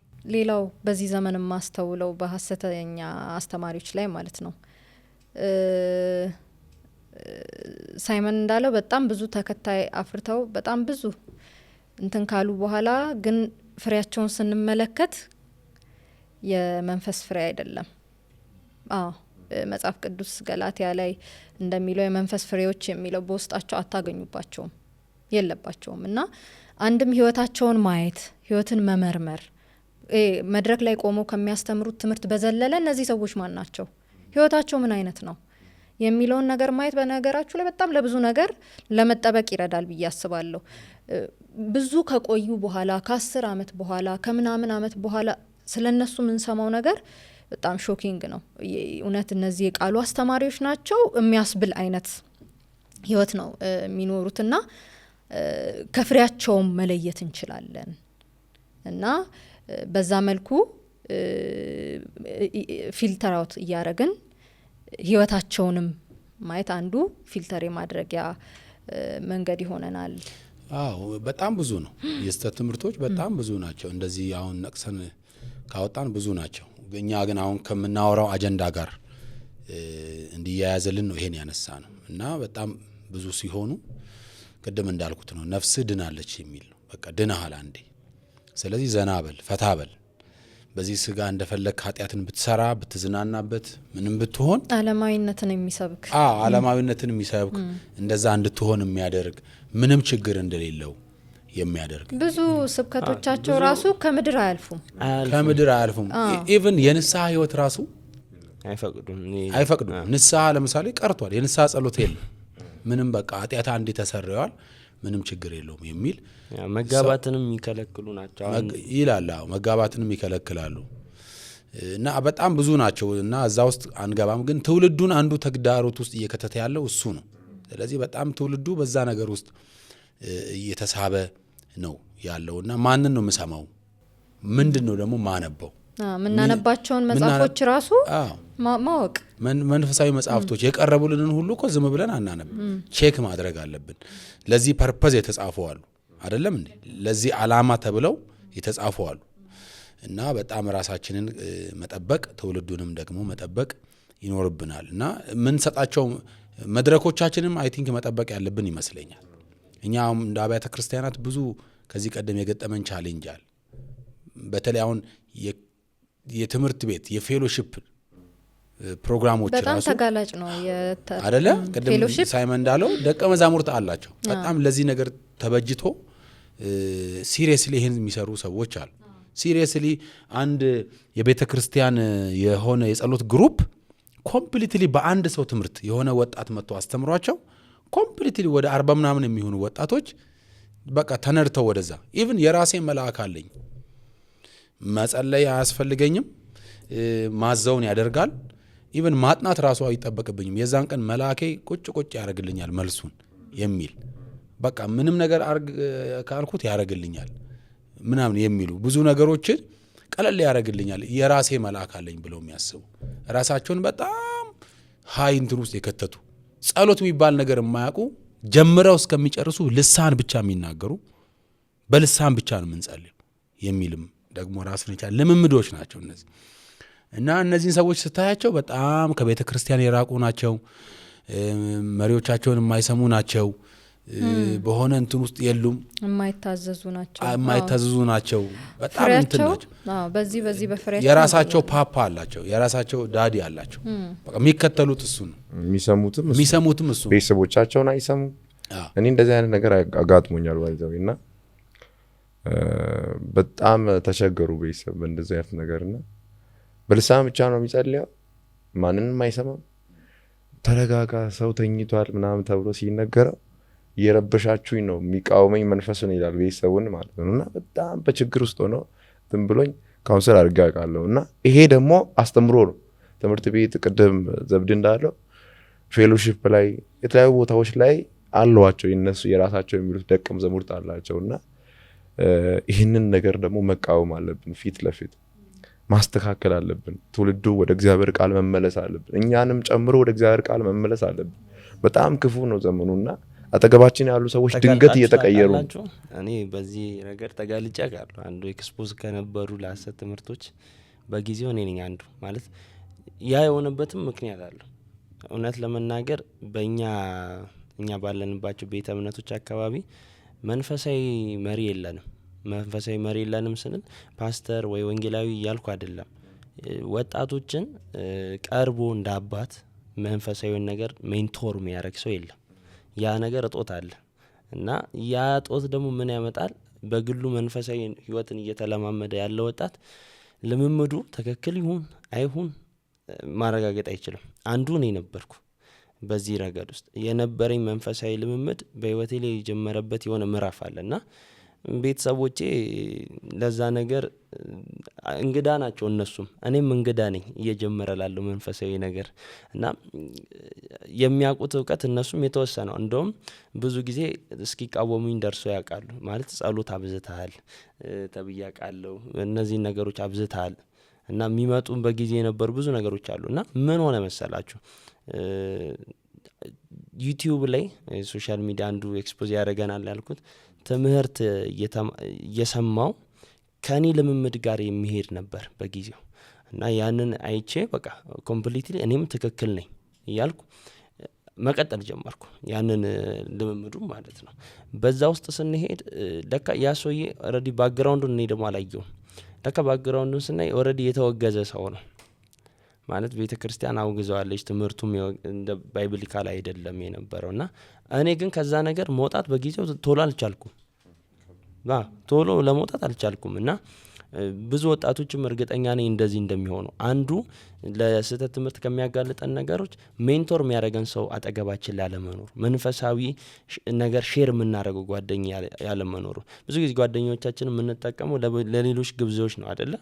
ግን በተቃራኒ ደግሞ አሁን መንፈሳዊ ነገር እኔና አዲስ የሆነ እንግዳ በውስጡ አዲስ ሼር የሚያደርገኝ ባይብሊካል የሆነ ነገር ሲኖር እኔ ካለሁለት እኔ ጋር መጥቶ ይተነፍሳል።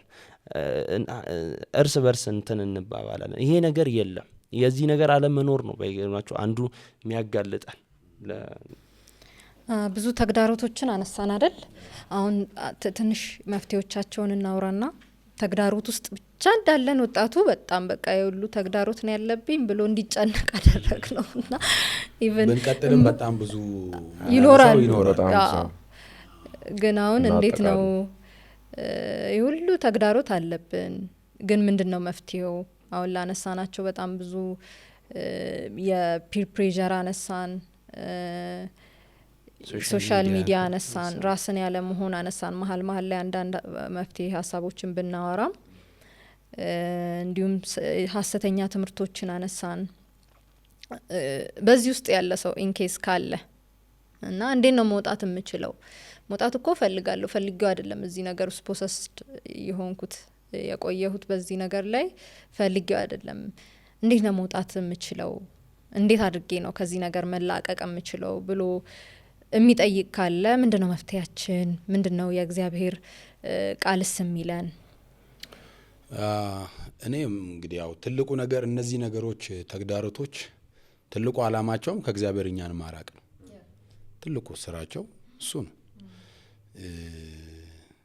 እኔ የምለው ወደዚህ ይሄ ተግዳሮት እኛ ህይወት ላይ መጥቶ ያስጣለን ነገር ያስተወን ነገር በጣም ብዙ ስለሆነ ቀድሞ ወደምናደርገው ወደዛ የልጅነት እግዚአብሔርን መፈለግ፣ የእግዚአብሔርን ቃል ውስጥ መደበቅ፣ በጸሎት ራሳችንን እንትን ማለት አለብን ብዬ ነው ማስበው።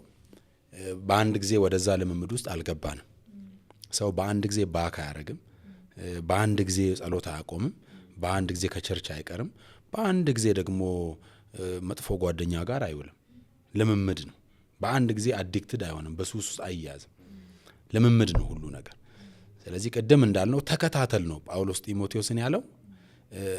ጌታን ከሚጠሩት ጋር ይላል። የሚገርመኝ እዛ ክፍል ጌታን ከሚጠሩት ጋር ጽድቅን፣ ፍቅርን፣ እምነትን እነዚህን መከታተል ያስፈልጋል። ራሱን እዛ ነገር ውስጥ ማምጣት ያስፈልጋል ብዬ ነው ማስበውና አንዱ ልምምዶቻችንን እየቀነስን በጎ ወደ ሆነው ነገር ራሳችንን ማምጣት አለብን ብዬ ነው ማስበው።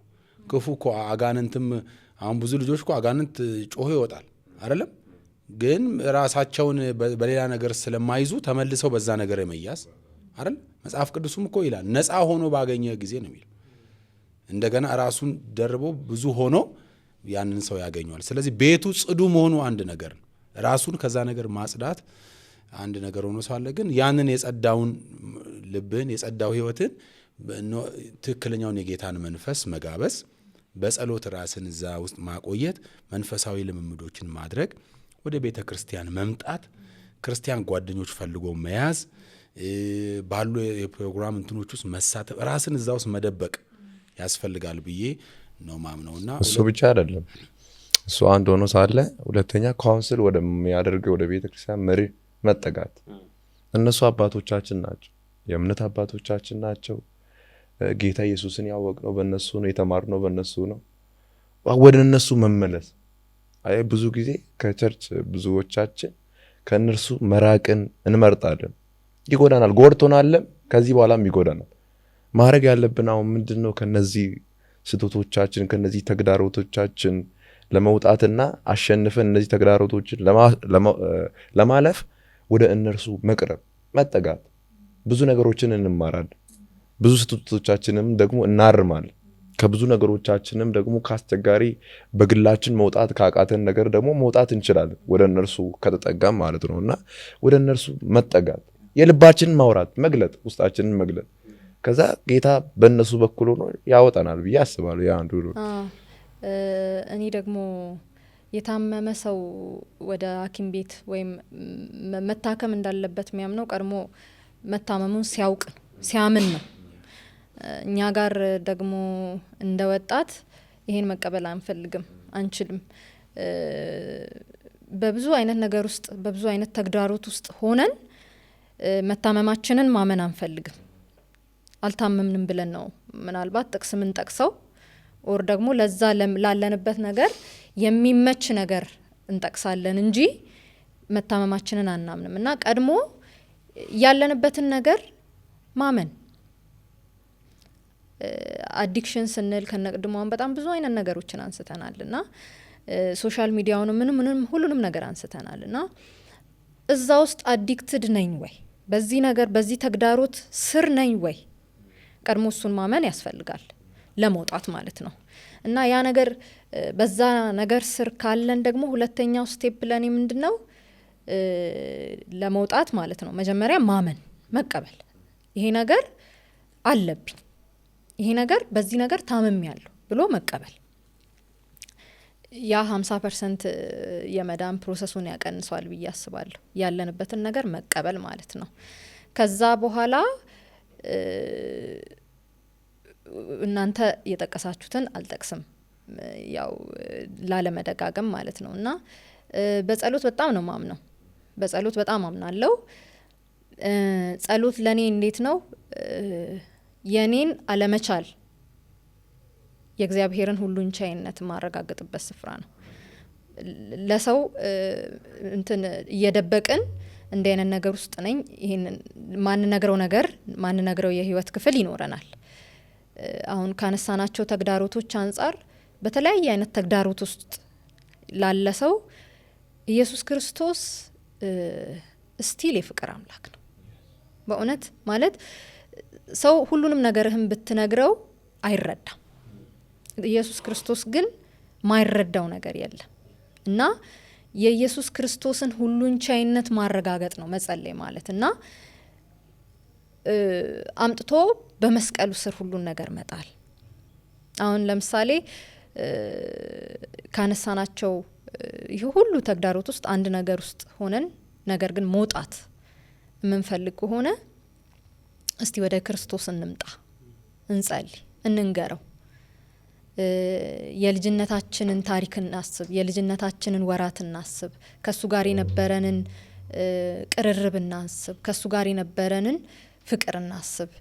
ከዛ እንንገረው፣ ለኢየሱስ እንንገረው። ምናልባት ቅድምና እንዳልኳችሁ ሜንቶር ለሚያረገንም ሰው እየመረጥን ነው የምንናገረው፣ ለቤተ ክርስቲያን መሪዎቻችንም እየመረጥን ነው የምንናገረው።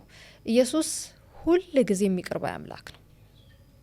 ኢየሱስ ሁል ጊዜም ይቅር ባይ አምላክ ነው። የምህረት አምላክ ነው። የፍቅር አምላክ ነው እና ማንንም የመጣል አጀንዳ የለበትም። ኢየሱስ ክርስቶስ ወደዚህ ምድር የመጣበት እኮ ዋናው አላማ አምላክነቱን ያስተወው ያ ስለ አንድ የሰው ልጅ ሲል ነው እና አለመቻላችንን የምናረጋግጠው በእግዚአብሔር ስንደፋ ነው። እኔ አልችልም ማለት ነው። መጸለይ መደፋት እያወራን ያለ ነው ስለ ተግዳሮት ስለሆነ ያንን ማሸነፍ የምንችለው አልችልም ብሎ እጅ በመስጠት ነው።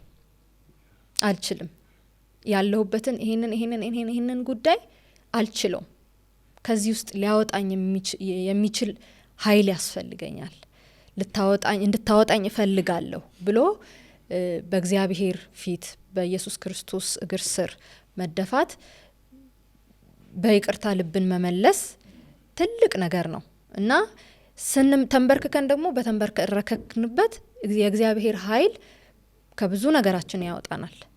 ብዙ ነገር ወተንም እናውቃለን። ያ በህይወታችን የነበረ ተግዳሮት እግዚአብሔር ሰብሮልን ያውቃል። እኛውን አንድ የሆነ ነገር ብቻ ኔጌቲቭን ነገር ብቻ አይደለም፣ በብዙ አይነት መንገድ በብዙ አይነት ተግዳሮቶች ውስጥ እናልፋለን እና ለምንም ነገር ወደ እግዚአብሔር ፊት መቅረብ የህይወት ረፍት ነው። አንተ ሁሉን ቻይ ነህ ማለት ነው። እኔ ማልችለውን ለኔ ከአቅሜ በላይ ስለሆነ አይደል በዛ ውስጥ የቆየሁት ነው እኮ። የምችለው ቢሆንማ እኮ በዛ ውስጥ አልቆይም። ትወጣለህ፣ ግን መውጣት እየፈለክ የማትችለው አቅም ስላልሆነ ነው። ስለዚህ አንተ ሁሉን ቻይ ነህ ማለት ነው መጸለይ እግዚአብሔር እንዲረዳ በእግዚአብሔር እግር ስር መደፋት ማለት አንተ ሁሉን ትችላለህ። እኔ ግን ጸሎት ወሳኝነት አለውና መጽሐፍ ቅዱስ ላይ አንድ ስፍራ ጴጥሮስ ውሃ ላይ እየተራመደ እንዲመጣ ጌታና ብሎት መሄድ ጀመረ አይደለ? ከዛ በኋላ ግን ሁኔታውን ወጀቡን ሳይ መስመጥ ጀመረ። ሲሰምጥ ጴጥሮስ ያደረገው ነገር አለ አይደለ? ምንድነው ያደረገው? እጁን አወጣ ይላል መጽሐፍ። እጆቹን አወጣ። ብዙ ጊዜ ጌታ እጃችንን እስክናወጣ ነው የሚጠብቀን። ባይገርማችሁ ደክሞ አቅቶ እስኪ ታክትህና እርዳታ እስክጠይቅ ድረስ ሊረዳ ወይም አጠገብ ሆኖ ዝም ብሎ ይታገሳል። ያያል ጌታ እንደዚህ ያያናል። መች ሲባል የሱን እርዳታ እስክንፈልግ ወደሱ እጃችንን እስክናወጣና በቃ አልቻልኩም ምትለው ቃል ከኛ ትፈልጋለች። ችለን በኋላ የወጣን እንዳይመስለን፣ ችለን በኋላ የቆመን እንዳይመስለን ጌታ አልችልም በቃ አንተ ነህ የምትችለው ብለን እጃችንን እንድናወጣ ይፈልጋልና በዚህ ሁኔታ ውስጥ ያለን ወጣቶች ሁላችንም እኔም እዚህም ያሉም ወንድሞቼ እህቴም የሆነ ታይም ላይ በእንደዚህ አይነት ልምምድ ውስጥ የነበርንን ውጪ የነበርን አይደለንም። ከዚህ ነገር ውጪ የነበርን አይደለንም እና አሁን አቅቷችሁ ደክሟችሁ ያላችሁ ካላችሁ ባላችሁበት ስፍራ እጃችሁን አውጥታችሁ ለጌታ እንድትናገሩ እንደደከማችሁ እንዳቃታችሁ እንድታምኑ ይሄ ከዚህ ነገር ሊገላግል የሚችለው ጌታ ነው ብላችሁ እንድትቀበሉ ያ ይሁን እና ደግሞ ከሶሻል ሚዲያ ከተለያዩ ከፒር ፕሬዠር ከተለያዩ ነገሮች አዲክሽን ውስጥ ያላችሁ ደግሞ አንደኛ ጓደኞቻችሁን ምረጡ፣ ከማይሆኑ ጓደኞች ራቁ። ማለት ሙሉ በሙሉ ኮምፕሊትሊ ራሳችሁን ከእንደዚህ ከማያስፈልግ ጓደኝነት ራሳችሁን አግልሉ። በቃ አትጠመዱ በዚህ ውስጥ ቀጣይ ዘመናችሁን አትርፉ። ማቆም ካለባችሁ አሁኑን ወስኑ። ዛሬ ካልወሰንክ ነገ አንተ ላይ ይወስንብሃል። ጓደኛ አንተ ላይ ወስኖ የማትፈልገውን ህይወት እንድትኖር ያደርጋልና መወሰን ያስፈልግ። የውሳኔ ሰው እግዚአብሔር የሚረዳው የሚወስንን ሰው ነው። ወስኖ በቃ ራሱን የሚያጋልጥ ሰውን እግዚአብሔር ይረዳል። ከአቋማችን ጋር ነው የሚሆነና መወሰን አለብን። ሲቀጥል ደግሞ ስልክና ኤሌክትሮኒክስ ነገሮች ዙሪያችሁ ላይ ያለ ልጆች እሱን ሳታቆሙ ብትጸልዩ ራሱ አግባብ አይደለም። የመጀመሪያው ነገር ይሄንን ነገር ሶርሱን የምታገኙበትን ሶርስ ከዙሪያችሁ ላይ ማስወገድ ነው እና አስወግዱት። ማለት ከኤሌክትሮኒክስ ነገሮች ሁሉ ራቁ። ከዛ በኋላ የምትችሉ ከሆነ አጠገባችሁ ላለ በጣም ለምታምኑት ሰው ይሄንን ነገር ሼር አድርጉት። ውስጣችሁ መጀመሪያ ይወቅ። ማለት እናንተ ካመናችሁ ዙሪያችሁ አጠገባችሁ በጣም ለምታምኑት ሰው እኔ በዚህ ነገር ውስጥ ነው ያለሁት፣ ፕሊስ እርዳኝ፣ አግዘኝ፣ እንጸልይ። ምክንያቱም ብቻችሁን እግዚአብሔር እንደማይወዳችሁ ራሳችሁንም እየጠላችሁ በተለያዩ ነገሮች ውስጥ እንድንሰለሰል ያደርጉናል እኚህ ነገሮች እና ለእኛም ማንነታችንን እንድንጠላው እያደረገን ያለው ይሄ የጥላት ስራ ነው። ከዚህ ጀርባ ያለው የሚታወቅ ነው፣ ጥላት ነው ያለውና ህይወታችንን የሚፈልግ ነው ያለው። ስለዚህ በጊዜ እንድትነቁ በጊዜ መዳን እንዲሆንላችሁ ራሳችሁን ከዚህ ነገር አርቁ። አጠገባችሁ ላለ ለፓስተራችሁ ሊሆን ይችላል፣ ለጓደኛችሁ ሊሆን ይችላል፣ በጣም ይቅርብ ለምትሉት ሰው ይህንን ነገር ንገሩና አብራችሁ ደግሞ ተጋግዛችሁ እንድትወጡ እንዲሆን ያ እንጠቅልል። እንግዲህ ያው ትልቁ ነገር ራእይ መጽሐፍ 2 ላይ ለኤፌሶን ቤተክርስቲያን የተነገረው ቃል እሱ ነው አይደል? እንግዲህ ከወዴት እንደወደቅ አስብ ንስሐም ግባ ነው የሚለውና ቀድሞ ታደርገው የነበረውን መልሰ አድርግ የሚል ቃል አለ። ስለዚህ የመጀመሪያው ከወዴት እንደወደቅን ማሰብ ነው። የት ጋር ነው የወደኩት? የት ጋር ነው ሚስ ያረኩት? ምኑ ጋር ነው የኔ እንትን ያለው የሚለውን ማወቅ ጥሩ ነው። ቅድም ማስቲን ብለሻል። እንደደከም እንደወደቅን ስናቅ ነው ያንን ስንረዳ ነው ወደ የሚቀጥለው እርምጃ የምንሄደውና ያንን ፈልገን ማግኘት ያስፈልጋል። ቀድሞ የምናረጋውን ልምምድ እናርግ። አንድ ሰው አንድ ነገር በተከታታይ ለ3 ሳምንት የሚያደርገው ከሆነ ያ ነገር በዘመኑ ሁሉ ሱስ ሆኖ ይቀራል ይባላል። ስለዚህ እስቲ እንደው በተቻለን መጠን እነዛን ነገሮች ሌሎችን እየተውን የእግዚአብሔርን ቃል ወደ ማንበብ ወደ መጸለይ በተከታታይ ያን ነገር ባለማቋረጥ እያደረግን እንሞክር። በዘመናችን ሁሉ የማይለቀን ነው የሚሆነው። ስለዚህ ራሳችንን ከእንደዚህ አይነት ነገሮች እናርቅ። የሚረዳ ደግሞ የእግዚአብሔር እጅ አለ። ዕብራውያን መጽሐፍ ላይ ሊቀ ካህናችን በነገር ሁሉ እንደኛ የተፈተነ ከኃጢአት በቀር አይደለም ይለው። ከኃጢአት በቀር በነገር ሁሉ እንደኛ የተፈተነ ሊረዳን የሚችል አሁን እየተፈተኑ ያሉትንም ሊረዳቸው ይችላል። ሊረዳን የሚችል በእውነት ስንት ጊዜ ወድቀን እናውቃለን። እዚህ እኛን ስታዩን እዚህ ጋር በራሳችን የቆምን እንዳይመስላችሁና ይሄ ሊቀ ካህን እየረዳን ያበረታን ያቆመንን እና እናንተንም እንደሚያግዛችሁ በነገር ሁሉ የተፈተነ ከኃጢአት በቀር አሁን የምታልፉበትን የትኛውንም ሁኔታ የሚያውቅ የትኛውንም ለሰው እንኳን መናገር የከበዳችሁን ነገር የሚገባው የሚረዳችሁ ሊቀ ካህን አላችሁ። ፍቅር መሐሪ የሆነ አባት አለን። ወደ እሱ እንጠጋ። ከዚህ ቀጥሎ ከታች በሚታይላችሁ ስልክ ቁጥር ላይ እየደወላችሁ ከዚህ በኋላ ውሳኔያችሁን ማግኘት እኛን ኮንታክት ማድረግ ትችላላችሁ። የሚረዳችሁ ሰው አለ። እናግዛችኋለን በምንችለው መንገድ። ጌታ ይባርካችሁ ሁላችሁንም። ይሄን የምትመለከቱ ወጣቶች ምናልባት በተግዳሮቶች ውስጥ ያላችሁ ሌሎች ወንድሞቼ እንዳሉትም እግዚአብሔር ኃጢአትን እንጂ ኃጢአተኛን አይጠላም። የኃጢአተኞች ወዳጅ ነበረ ኢየሱስ ክርስቶስ እና ኢየሱስ ክርስቶስ በዋናነት የመጣበትም አላማ ለታመሙ ነው፣ ለበሽተኞች ነው፣ በኃጢአት ለወደቅን ለኛ ነው የመጣውና የኢየሱስ ክርስቶስ የመምጣት ሌላ አላማ የለውም። ስለዚህ እኛን ይፈልገናል። ኃጢአታችንን ያራግፍና እኛን ግን ወደ ራሱ ማምጣት ኢየሱስ ክርስቶስ ይችላል። የትኛውንም አይነት እናንተ እኮ ስለማታውቁ ነው ያለሁበትን ጉድ ያለሁበትን መዓት እናንተ ሊገባችሁ አይችሉም ብትሉም ለኢየሱስ ይገባዋል። ምክንያቱም እሱ ሁሉንም ስለሚያውቅ ስለሚያይ እሱ ይገባዋል። እና ወንድሜ ሳይመን እንዳለው ከታች በሚቀመጠው ኮንታክት ደውሉ። ሜንቶር ሊያረጓችሁ ሊረዷችሁ የሚችሉ የቤተ ክርስቲያን አገልጋዮችን ኮንታክት ማድረግ እንችላለን። በዚህ ስለተከታተላችሁን አብራችሁንም ስለቆያችሁ ጊዜያችሁንም መስዋዕት ስላደረጋችሁ ጌታ አብዝቶ ይባርካችሁ። እናንተንም ይባርካችሁ። ጌታ ይባርካችሁ። በጣም ደስ የሚል ቆይታ ነው ያደረግነው። እንግዲህ እኛም ራሱ በተግዳሮት ውስጥ ያለን ሰዎች ነን። ለራሳችንም እንጸልይ። የዘመኑ ክፋት ከባድ ነው። ትውልድን ከእግዚአብሔር መንግስት ለመናጠቅ ሰይጣን የማይፈነቅለው ድንጋይ የለም። የሚያቀርበው ግብዣ ብዙ ነው። ስለዚህ አንደኛ ራሳችንን እናስመልጥ፣ እንጸልይ። ለወጣቶቻችንም ደግሞ እንድንጸልይ ጋብዛለሁ። እኔ እባካችሁ ፕሊስ እየጸለያችሁ እንደሆነ ተስፋ አረጋለሁ እና እንጸልይ፣ ለወጣቶች እንጸልይ። ባለንበትም አጥቢያ ለምድሪቱም ለወጣቱም መጸለይ ያስፈልጋል እና እንጸልይ እላለሁ። እግዚአብሔር አምላክ ይባርካችሁ። ተባረኩ። በጣም ደስ የሚል ቆይታ አድርገናል። ደስ ብሎኛል። ጌታ ይባርካችሁ። ተባረኩ።